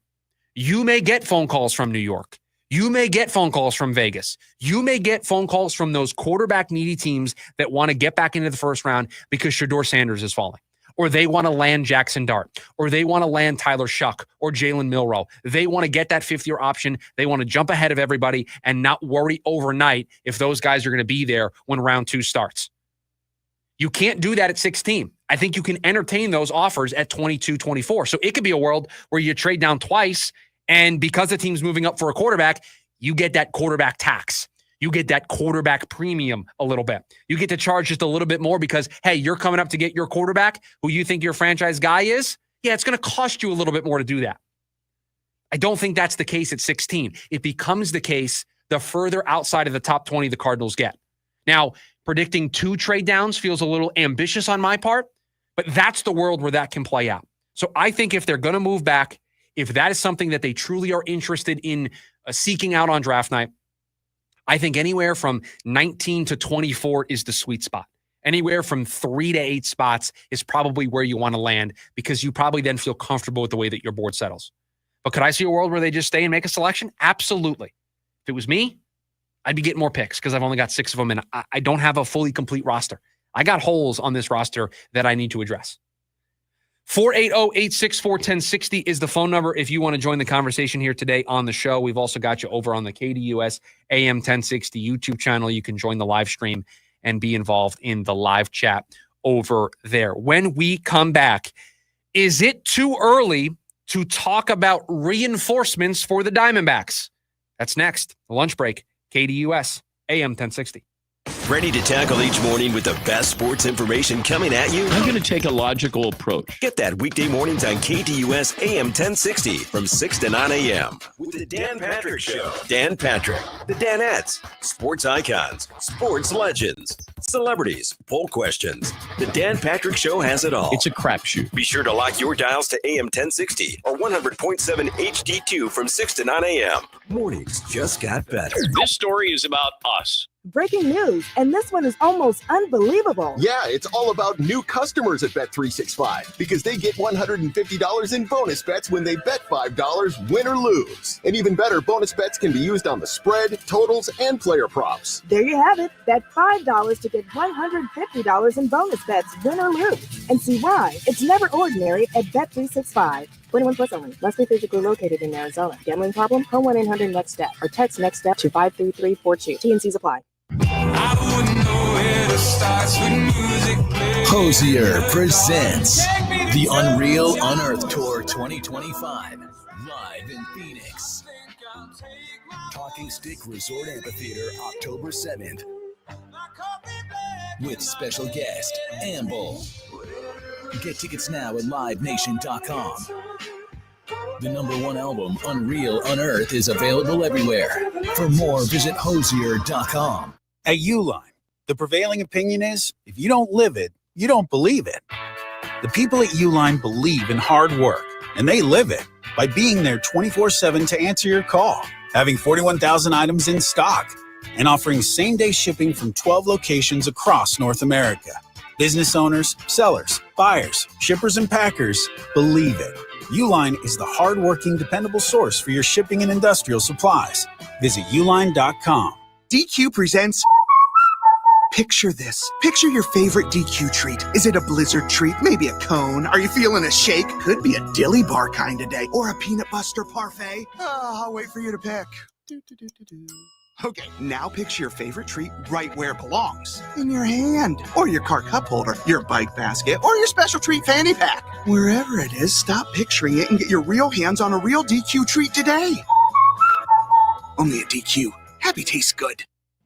I'm Dan Patrick, and this is Above the Noise. The Dallas Cowboys say they're all in. They've been saying this for a while, but when all in leads to missing the playoffs and, well, a quiet offseason, you might start to ask, what does that mean? This week, we may get a clearer answer. Rumors swirling the Cowboys exploring trading up in the draft. And suddenly, it makes a little more sense. Dallas is tight on cap space, just over $30 million to work with. A free agent splash that fans were hoping for never came to fruition. But the draft, that's different. Rookie contracts don't break the bank, and with 10 total picks, Dallas has the ammo to move up the board and make a real move. And remember, Jerry Jones loves to trade. Since taking over in 1989, the Cowboys have made 72 draft day trades, more than any other team in football. So don't be surprised if he rolls the dice again, because if this version of All In is going to mean anything, it better start this week. I'm Dan Patrick, and this is Above the Noise. We're here in Green Bay talking football, but let me shift gears for a second. If you're playing pickleball in your running shoes, we need to talk. Tyrol pickleball shoes make the only shoe that's truly built for the sport. It's spelled Tyrol. They're not tennis shoes rebranded or cross trainers pretending they can handle the court. Tyrol pickleball shoes are the best. Lateral movement, quick stops, long rallies. You get something special. It's a Vibram outsole that grips hard, a wide toe box for comfort, airflow that keeps your feet cool even when the match heats up. They're tough, they're lightweight, they're so solid on your feet. Every detail is built to help you play better and not just look good doing it. So if you're serious about the game, do yourself a favor. Go to TyrolPickleball.com. Look like a pro, play like a pro with Tyrol pickleball shoes. Draft a pair of them for yourself. You don't need to wait for the commissioner to call your name. Tyrol pickleball shoes. Purpose built for pickleball. Join in on the Sports Zoo on your ride home from work with Dave Rooster Bierstein. Join Rooster as he lays down what's happening around sports and makes it clear what's on his mind. Oh, my. Catch the day's craziest stories and some of the latest numbers from the sports books across the valley. The Sports Zoo with Dave Rooster Bierstein. Yeah, I think that's kind of a wild option. Weekdays 5 to 6 p.m. on KDUS AM 1060 and on the KDUS 1060 app.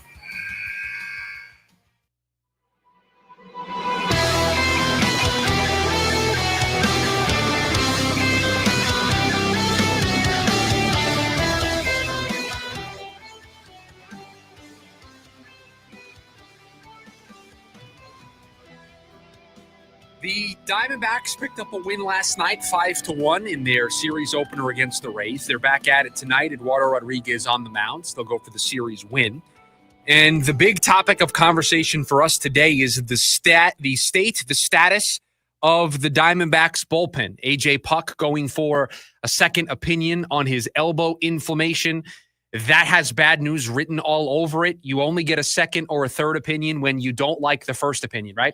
You buy a new outfit, you buy some new shoes, you show a buddy, and that buddy says, wow, nice shoes. You don't then go out and ask other people about the shoes. You got the opinion that you were looking for. If that buddy goes, I think those shoes stink, you then go find somebody else to tell you that they like the shoes. You don't get a second opinion if the first opinion is what you wanted to hear. And that first opinion probably told a very bad story for AJ Puk when it comes to that elbow. He has already had Tommy John surgery once before, and he is going to visit for the second and third opinion Dr. Neil Elatrosh, who is a world-renowned surgeon with an expertise in Tommy John surgery. He is the guy who has replaced Mark Andrews as the doctor you never want to hear that your favorite pitcher is going to see, because it normally ends with surgery. That normally ends with bad news when you are visiting with Dr. Neil Elatrosh. So AJ Puk, already on the 15-day IL. I'll make a prediction here right now. Don't anticipate him coming off the IL when those 15 days are up. There's way too much information pointing us in the other direction. And you start to get that pit in your stomach that AJ Puk may be done for the season with getting a second opinion. We're dealing with an elbow injury and with who he is going to see, Dr. Neil Elatrosh. So that's the AJ Puk side of this. And then there's the Justin Martinez conversation. Hasn't pitched since last Thursday. Has been fatigued, according to manager Torey Lovullo. Was not used last night in that game that the Diamondbacks won 5-1. But more importantly, when it was still a save situation in the bottom of the eighth, was not the guy that got up ready to throw. That was Shelby Miller, who was up and stirring about in the Diamondbacks bullpen. And so, of course, Torey Lovullo asked about it after the game and continued to talk about being fatigued, mentioned that it was shoulder fatigue, said that he expects Justin Martinez to be 100% today, expects him to be available today, just like they expected him to be available yesterday. And on this song and dance goes for a guy that hasn't pitched since last Thursday.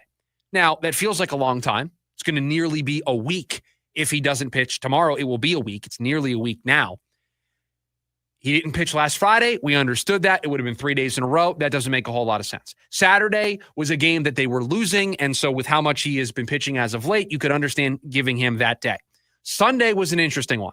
Sunday intrigued all of us, and that's where we first learned that he was dealing with some fatigue. You had a Monday off day. Okay. Hasn't pitched in multiple days. Wasn't used in a high-leverage situation on Sunday. Has a day off Monday, should be good to go, no problem last night. And then he wasn't used. So is it too early to talk about this team potentially needing some reinforcements in the bullpen? They've already, before all of this, made 2 moves to add 2 guys to their bullpen. They're at some point going to get Kevin Ginkel back. He is starting a minor league rehab assignment. So perhaps you want to see what Kevin Ginkel provides when he comes back. But if you're down A.J. Puk for the whole season, and I don't want to wish this and I don't want to put this out there, but boy, everything points in that direction. Justin Martinez is dealing with fatigue, and you start to wonder as these days go by and as he is not in action for this team, that you could be dealing with a situation where he needs to sit down for a little bit. So you're down your top 2 options out there in the bullpen. Kevin Ginkel should come back at some point, okay, but he just replaces one of Justin Martinez or A.J. Puk. Is it too early for us to discuss this team potentially needing reinforcements? It feels wild to talk about a team needing to make a trade in April. And I don't want to go that far today. I don't want to say they need to make a trade. But boy, you have to start consider at some point making a move to add some reinforcements. Do I think you need to go out and add A+ closer? No, you don't need to do that. And I don't think teams are going to be selling relievers at this stage, that level of reliever at this stage of the season. But can you get some depth?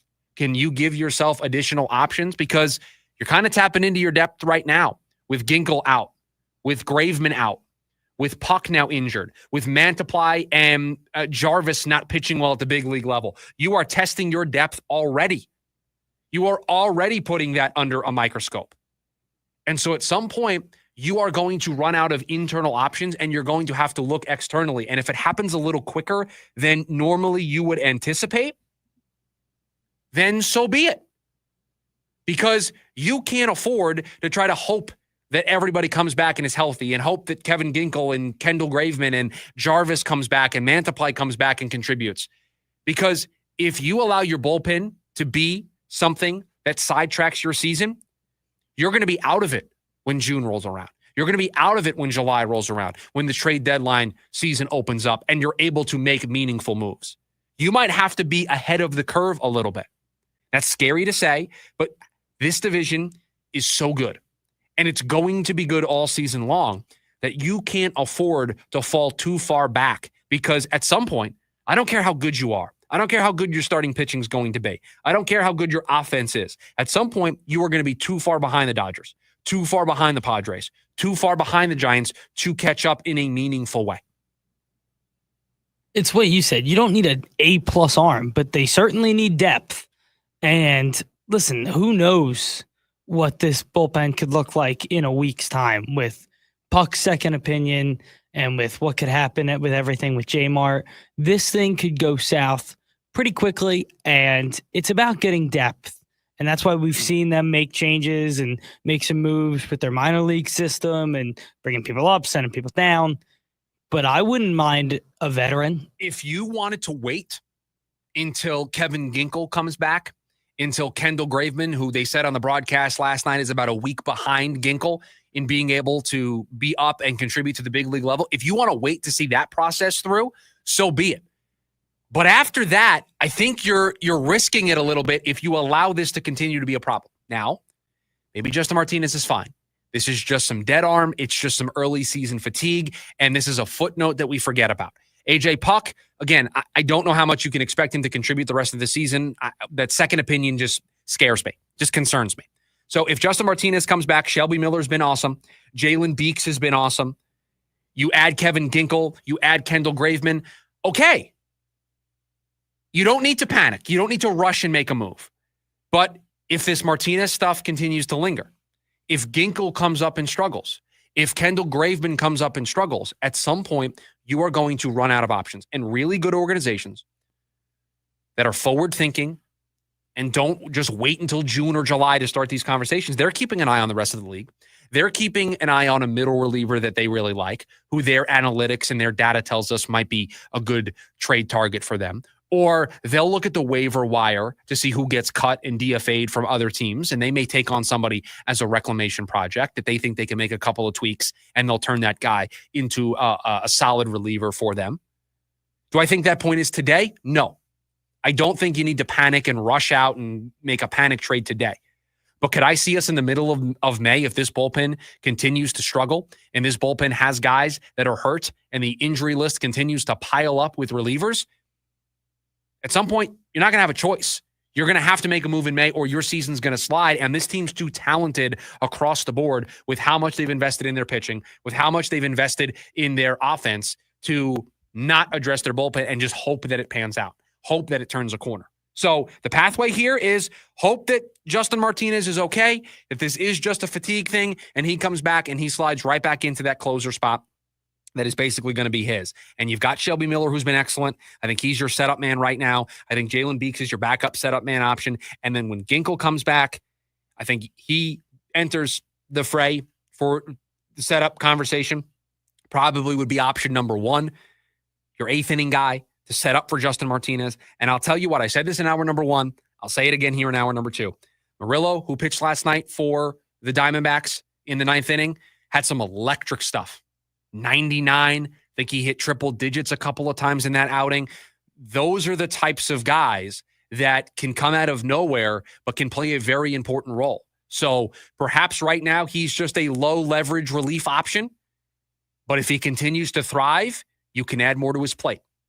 You start by giving him maybe some important outs in the sixth, some important outs in the seventh. And then he becomes somebody out of nowhere who's a trusted, reliable member of the team. Jameson, I know he's coming back from being injured over the last couple of seasons. Perhaps more stuff gets added to his plate out of necessity if he can continue to thrive in whatever opportunities he gets so far. You have to be willing to be flexible. You have to be willing to alter your plans because right now you may be without A.J. Puck for the remainder of the season. And again, that's just me guessing. Justin Martinez, even if he comes back from this fatigue, are we going to all of a sudden feel okay that it's in the rearview mirror and it's not going to come back again in May or in June or when the workload increases in August? Is it something that's going to just be completely in the rearview mirror? I don't think so. So this bullpen is now something that is at the forefront of all of our minds, and it should continue to be at the forefront of all of our minds until we get guys back into settled roles and we see a string of success where we're not worried about A.J. Puck getting second opinions and Justin Martinez not pitching for a week and sending down Joel Mantiply and Jarvis and making all of these moves. This entire bullpen is different than it was a week ago. 7 days ago, the bullpen had a whole bunch of different names available to it. Now, bullpens are living, breathing, evolving things throughout the course of the season. But you kind of want to have some guys in some settled roles. And right now, everything is unsettled down there for the Diamondbacks. But they're back in action tonight, looking to take the series from the Tampa Bay Rays on this homestand. And speaking of this homestand, if you're listening on the KDUS AM 1060 app, you can listen for your chance to win 4 tickets to the Diamondbacks against the Braves on Saturday, April 26th at Chase Field. Get to the April 26th game early to get a Diamondbacks replica jersey courtesy of Casino Arizona and Talking Stick Resort. The first 25,000 fans at the game will get one. You can get your tickets at dbacks.com/SGT. When well-informed people speak, it's usually a good idea to listen. So what are those well-informed people saying about the Cardinals in the first round? We'll tell you it next. It's the lunch break, KDUS AM 1060. Hey listeners, Vince DeLisio here. This week is JUCO Sports Week. Saturday morning we are live from Phoenix College's Hoy Stadium where the Hohokam Junior College Athletic Conference is hosting fall tryouts. We kick off our broadcast at 8 a.m. on Live 365, then move to AM 1060 at 9. You'll hear from football coaches from the Mustangs, Scorpions, Sidewinders, Pumas, and Hawks. It's the Varsity Sports Show, Saturday morning at 8 on Live 365, then from 9 to 11 a.m. on AM 1060 KDUS Arizona. A family called us recently after being told they had no case but we found evidence many others had missed and helped them win the largest car crash verdict in Arizona that year. Hiring the wrong lawyer can cost you everything. Call the husband and wife law team first. I'm Mark. And I'm Colina. We've purchased 2 Fulton homes in the last 7 years. We would never buy anywhere but Fulton homes. We actually tried other builders, looked at them, and nothing compares to Fulton quality. We're repeat builders with Fulton. It's been an amazing process, and we would never go anywhere else after experiencing it. The process working with the Fulton team was great. They cared. We got updates, and you could just tell how much they were excited, almost as much as we are. Fulton is so good at the homes they build. The quality you get is just really unmatched. They continue to care about us as a client, even though we've now finished the sale. I admired their communities because they were always a step above. The amount of landscaping, the way it was always groomed. They add the features that you want to be outside, you want to be in the community. And that matters to us. We want to be outside, not just in the home. And all the amenities are just amazing. We would buy Fulton Homes again in a heartbeat. I don't think we'd consider anybody else. Fulton Homes. You're proud to own, we're proud to build. Rock legend Billy Idol. Live in Phoenix. Billy Idol. It's a nice day to tour again. With very special guest Joan Jett and the Blackhearts. Live at Talking Stick Resort Amphitheater, April 30th. Get tickets now at livenation.com. Part of the America First Credit Union Concert Series. At Nationwide Vision, we know that every precious moment in life becomes brighter when your vision is in focus, which is why we combine expert care with the latest technology to bring those details into view with treatment that puts you first and eyewear that gives you the confidence to look and feel your best. We help you see the little things clearly and live them fully. Schedule your appointment today and find your focus at Nationwide Vision. Life's better with American Family Insurance, because whether it's a family road trip in your dream car or hosting a family reunion in your dream home, we help you feel protected so you can enjoy those dreams with peace of mind. Save up to 23% when you bundle home and auto. American Family Insurance. Get a quote and find an agent at amfam.com. Products not available in every state. Visit amfam.com to learn how discounts may apply to you. American Family Mutual Insurance Company, SI, and its operating company, 6000 American Parkway, Madison, Wisconsin. Struggling to pay your energy bill? At SRP, we're here to help. Whether you need immediate financial support or tips to lower energy costs, we're here 24/7. Visit srp.net/help or call 602-236-8888. The Varsity Sports Show with Vince D'Alessio is your hub for everything high school and college sports. Join Vince and friends as they give you the full picture on student athletes and where they're heading. Live interviews with coaches across the valley. Asking some of the tough questions. Varsity recaps and in-depth interviews with tomorrow's sports stars. The Varsity Sports Show with Vince D'Alessio. Live every Saturday morning from 9 to 11 a.m. here on KDUS AM 1060 and on the KDUS 1060 app.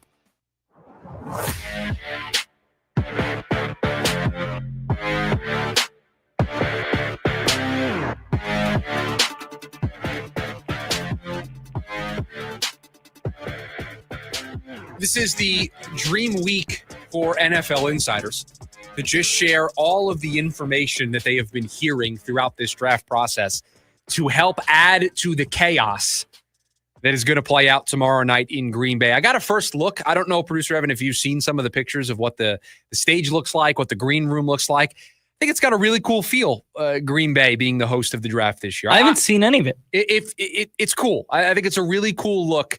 And what I love so much about the draft is, listen, growing up, it was a mainstay. Radio City Music Hall in New York, where I grew up. So it was kind of cool that the draft was always in your backyard. It was always going on in the city. But since they've made the decision over a decade now that they've been doing this, that they've been taking the draft on the road and they've been moving it around, I think we've had some really cool cities and having some really cool environments. I thought Detroit was really awesome. I was in attendance for the draft in Kansas City, and I thought it was electric down there. I was in attendance for the Nashville draft when the Cardinals took Kyler Murray #1 overall. That one had to be cool. You want to talk about a party? It was a 3-day party for football fans. I have never seen anything like it. It was the first draft that I attended I was doing radio, and we were there to do the show because the Cardinals had the number 1 overall pick. And it was just, they closed down the entire Main Street, Broadway Street down there in downtown Nashville. And it's just, I love country music. So it's country music and live music all the time. You just walk around, people are drinking, wearing their football jerseys. It was a big party for 3 days. One of the coolest sports experiences that I've ever had covering a sporting event. So yeah, it's really cool. And from what I've seen so far of Green Bay, it has seemed to live up to the billing so far. And we'll see what it looks like tomorrow night when we see the national TV broadcast of it. The insiders dumping their information to add to the chaos in Green Bay. Adam Schefter on his podcast, which I believe is called the Adam Schefter Podcast, he was asked to give some intel on all 32 teams. Here is what he had to say about the Arizona Cardinals. All right, so let's start with the Arizona Cardinals. They've added 3 key defensive linemen this offseason: Josh Sweat, Dalvin Tomlinson, Calais Campbell. So they've addressed the defensive line. It might be time to address the offensive line for the Arizona Cardinals in this draft, but they also still need help at cornerback. Would we say that they have addressed and used the past tense to the defensive line? I think they've done a nice job. I think Josh Sweat is a really nice addition. It's going to fit the system well, knows Gannon, Super Bowl champion, impacted the Super Bowl, so shows up when the lights are brightest. I think awesome signing. Dalvin Tomlinson, maybe an even better signing to get a guy of his caliber along the interior of the defensive line. To bring home Calais Campbell, who has been, even as recently as last season, a key contributor to a team that was trying to compete for the playoffs. But I don't think any of us have thought that the work is done there. I don't think any of us have assumed that they can take that off the table, that they don't have to come out of this draft with another edge rusher, that they don't have to come out of this draft with another defensive lineman. In fact, I have campaigned that I think you have to more invest in the defensive line along the interior than you do the edge, because the 2 guys you brought in free agency are on the older side. Sweat's going to be here for the next 4 years. You can take your time a little bit. I want Darius Robinson and somebody else to wreak havoc alongside that interior. I want to add somebody else younger to help me after Calais Campbell and Dalvin Tomlinson are gone. So I don't think we can write that off, but I do find it very interesting that he said that perhaps they flip to the offensive side of the ball and worry about offensive line. And he made a point to mention corner. Now I'm going to pair 2 pieces of information together here. Adam Schefter mentioning corner, and Peter Schrager did a mock today for ESPN. What was the official title of the mock on ESPN that Peter Schrager did? I can find it officially, but off the top of my head, it was given sources around the league. I think Here he it used is. the word intel. Schrager's NFL mock draft, 32 prediction based on sources in the league.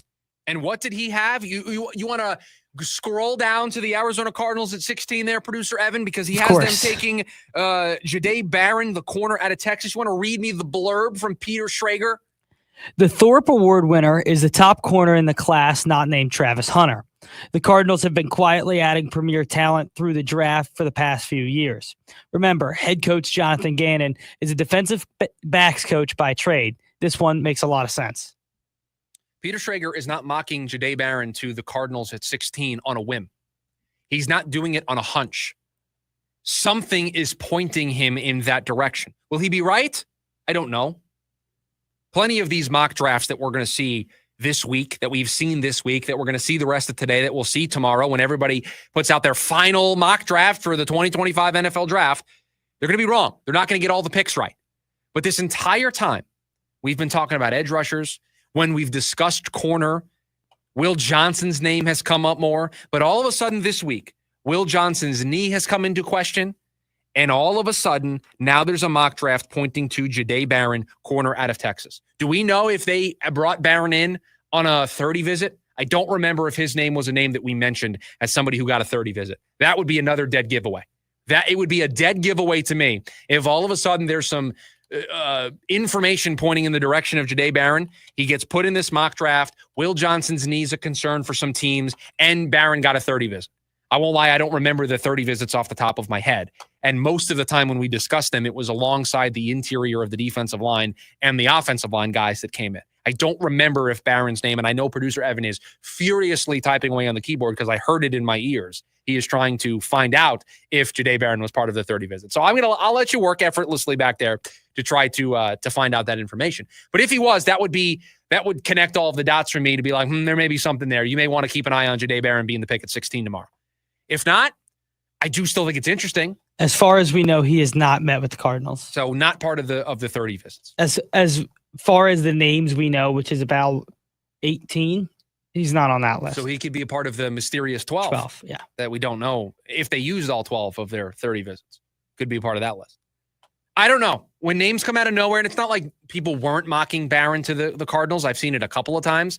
But most of the time, if it's a corner, it's been Will Johnson.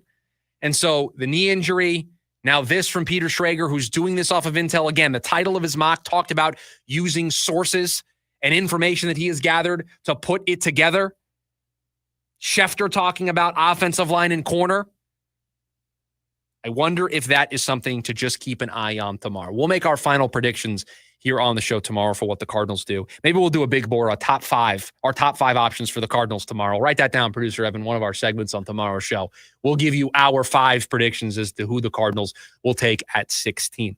But we got one more here for you. You want to hop into the conversation, 480-864-1060 is the phone number. You can also join us over on the KDUS AM 1060 YouTube live stream as well and share your thoughts. But it is the leftovers when we come back, all the stories that we didn't get to. Producer Evan takes over the show and he shares with us. I'm sure there'll be a draft story or two in there as well. We'll do it next. It's the lunch break, KDUS AM 1060.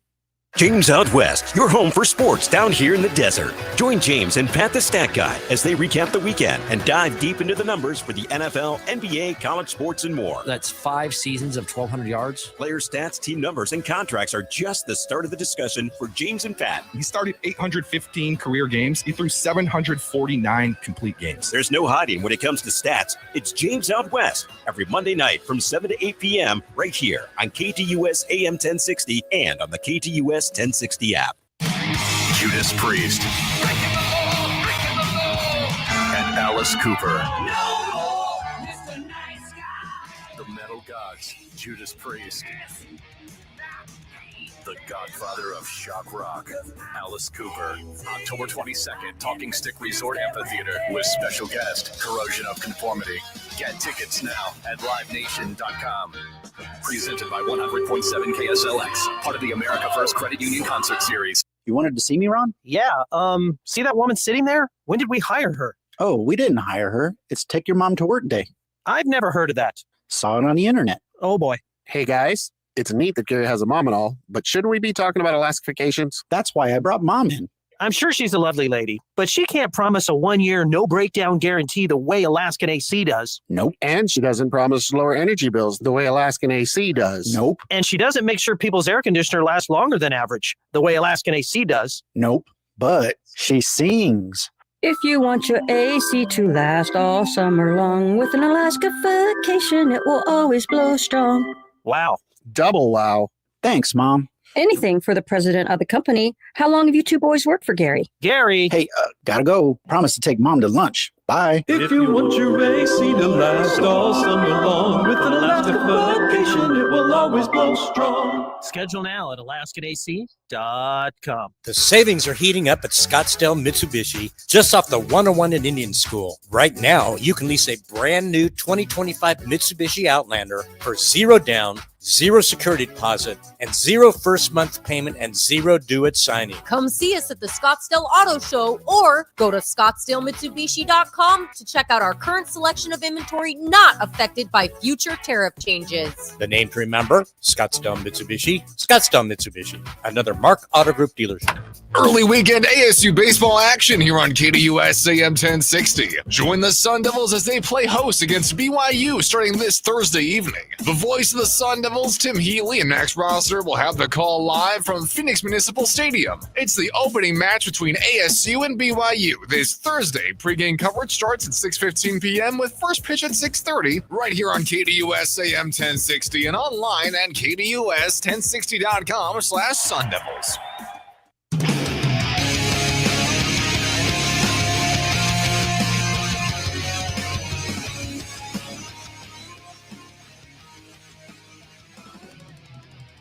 that to wrap up today's edition of the show. When we get back in here tomorrow, it will be draft day. Not the movie, but it will actually be draft day. The waiting is over. The picks will be submitted, and we will know who will be joining the Arizona Cardinals to help them in 2025 and beyond. But one more here for us, the leftovers, all the stories we didn't get to throughout the course of the program, and producer Evan steps in and he shares all of them with us. So the show is yours, my friend. Okay, I got 2 draft stories for you today. Of course you do. Of course you have 2 draft stories. I'm a huge nerd. Of course you do. And listen, we've talked about this guy a lot, but it continues to get more interesting for me, and that's Shedeur Sanders. And this story has been going around today. One longtime NFL assistant coach said his time with Sanders was, quote, the worst former interview I have ever been in. He's so entitled. He takes unnecessary sacks. He's never plays on time. He has horrible body language. He blames his teammates. But the biggest thing is he's just not that good.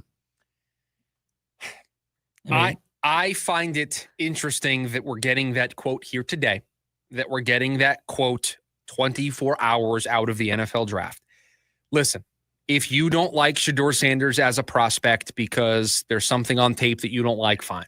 If there is something about his leadership abilities, that's something that I've always had a problem with. I had an opportunity to watch him up close and in person when he played Arizona State. Wasn't this past year, but I believe it was the year before. We were both at that game. We were both at that game, and there are just some things that he does that I wonder if they would play in an NFL locker room. Now, maybe I'm wrong. I've never played football at that level. I've never been in an NFL locker room as a player that has to look at the quarterback as a leader. Perhaps the concerns that I have are stupid, and somebody sitting across from me who's a 10 or 15-year vet would tell me, Chris, it's not a big deal. It wouldn't be a problem at all. That has always been my concern with me. Shedeur Sanders can make a big throw after big throw. Shedeur Sanders has an arm. Shedeur Sanders has the ability, I think, to be a pro quarterback. I just worry about all of the outside stuff, all of the noise outside, and whether or not he can be a leader without dad making noise from Colorado, right? Those are the concerns that I would have. But talent on film, I mostly like what I see. Is he QB1 for me? Absolutely not. Cam Ward is QB1 for me, and it's not even close between the two of them. I think Cam Ward is special. But you have to evaluate Shedeur Sanders and understand if he would be a fit in your building. But if that's your takeaway, listen, you're entitled to your opinion. I don't necessarily agree with it, but I find it funny that it's coming out today. By the way, we have an update. Our good friend Sean is listening to the show. I see him over in the YouTube chat, and he's on my side. He says, solid movie, though. People hate on draft day. Solid movie. So it's a horrible movie. That is somebody that is on my side of this argument that draft day is a good, solid, quality sports movie. It's just not. It is. Also, here's some crazy little tidbit also on Shedeur. So when I walked into the building today, the over-under was 8.5. When you got to the studio today, the over-under on his landing spot When I walked into the morning meeting, it was 8.5. Okay. When we walked into this studio, it's now 21.5. Yeah, because I think people are starting to come around on the idea that the Giants only want Cam Ward, and so they're not going to take him at 3. There seems to be everybody immediately after Derek Carr's injury news thought he was going to go to the Saints. People have been kind of pulling back off of that. And so now you get to the spot of, okay, where's he going to go after that? Is Indy really going to be the team that pulls the trigger in the mid-teens? Then you start to get to Pittsburgh. Now, here's the only thing about this. I do think Pittsburgh makes sense. I think they'll move up a couple of spots to make sure that they get him. So I forget how it works, what over actually means in this case and under actually means. I always get this backwards in my head when it comes to draft spots. I think he will get drafted earlier than 21. How about that? What does that mean? Under or over? I don't know. Yeah, I always forget what over and under means in this draft context. I believe that Shedeur Sanders will be taken earlier than 21. Okay. I actually think it's going to be later. So you think after 21? Yeah, because what's the incentive for Pittsburgh to move up? I think if anything, they move back. To make sure that the Giants don't call, to make sure the Browns don't call, to make sure the Jets don't call, to make sure the Rams all of a sudden don't get frisky. But you don't think one of those teams that, maybe the Browns try to move in is going to call Pittsburgh, be like, hey, here's what we see. What do you got? Perhaps. I just think they're going to want to move up a couple of spots just to make sure. Yeah, it'll be interesting. Like I said, I've never seen a quarterback prospect with this much conversation for like what people believe is the clear two, and now has kind of been foggy if he's the clear two. But really interesting to see where he'll go. Okay, this is like the most classic Cowboy story of all time. But over the last few days, Jerry Jones has been hinting that they're going to make a trade, and then recently said that they are working on 2 substantial trades, end quote. Jerry Jones just needs to just learn sometimes to just not say things out loud. Oh, he's the best. Just because now if they don't do anything, if they don't make, I believe the phrase was substantial trade, right? Substantial, I believe was the word, working on substantial trades. If they don't make a substantial trade, or they make no trades, or they make a small trade, people are going to jump on Jerry for what he said. He should just, sometimes, Jerry, it's okay to just be quiet and let the process play out. It's a weird team. I don't know what they're going to do. A lot of buzz about them being the wide receiver landing spot for either T-Mac or Matthew Golden. I've seen a lot of that over the last couple of days, that they could be the landing spot there. They're an interesting team in an interesting crossroads because they paid Dak. They have to try to win with this roster, but I just don't think it's very good. Yeah, I don't either. They're one of those weird teams, and the NFC East is a weird division, to be honest, that nobody's won it for 20 years, but it'll be interesting. See what their season looks like, see what they do again, because they are unpredictable. And after last year, he's the type of guy that wants to make a splash. Oh, they are always entertaining. Always. Doesn't matter how good they are or how bad they are. They are always entertaining. The Cowboys will always provide you that. All right.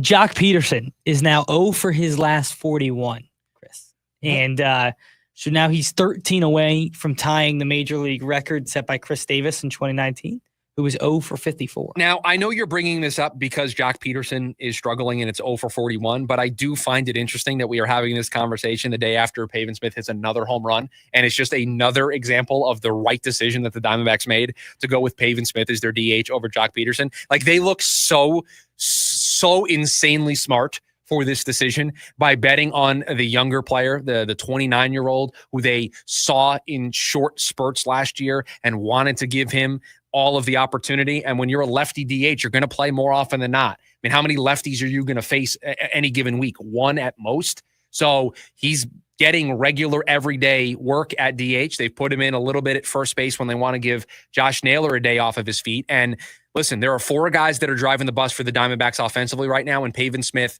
is right in the middle of all of that. He's been outstanding so far this season. Outstanding. Yeah, it is crazy. Like 0 for 41 he's a good hitter, or he was. Like, what happened? I have not done a deep dive into this. Looked at any of his ABs. Is he playing every day? Is he 0 for his last 41 and he's playing every day? Because if he is, then at some point you may have to have the conversation where you sit him down for a day or two. Like, you're not going to send him down to the minors, right? I don't think you're going to do that. But do you sit him down for a day or two to let him clear his head? Yeah, that might make some sense. Now, they may have done that, and it's still going sideways for him. But boy, they paid him a decent amount of money. They wanted him to be their DH. At some point, he's actively hurting you. You can't play him. At some point, it's not just about sitting him down to give him the mental day, but it's also sitting him down because he's hurting you. He's over his last 41. You get 3 at-bats, maybe 4 at-bats a game. That's 10 days. That's 10 games worth of ABs. It's insane. They've only played 24, 25 games. That's nearly half the season. He's done nothing for them. 0.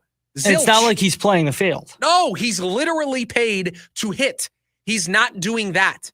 And I know there's a criticism against DHs and them getting praise because they only play one half of the game. They don't play in the field. Jock Peterson isn't even doing the half that he is paid to do correctly. There has to be a better option. Nobody else on the bench would go 0 for 41. I'm convinced somebody would get a hit in those 41 ABs. Doesn't it feel like this is the kind of thing that the Yankees are salivating at? Like, just like a team like the Yankees is going to jump in and be like, hey, we'll take him. We'll try him at short porch and right. he's going to love that. They have enough problems on their plate. They're trying to have Cody Bellinger be that. They're trying to have Anthony Volpe be that. They're trying to have Paul Goldschmidt be that. They're doing it without Giancarlo Stanton. They've got enough problems on their plate to where I don't know if they're gonna add some more trouble right now. They've also got pitching problems. They're a mess right now in New York. You're just saying that because you're a Mets guy. You're a Yankees hater. Listen, I do hate the Yankees. That's fair. That's going to do it for us here on the Wednesday edition of the program. Jim Rome is coming up next. Producer Evan, thank you for all that you do. It's draft day for us tomorrow. We are excited. We are ready to go. Hope you'll be here and join us for a little draft day preview. That's going to do it for us here on the Wednesday edition of the show. Everybody, make it a great rest of your day. We'll talk to you tomorrow. See ya.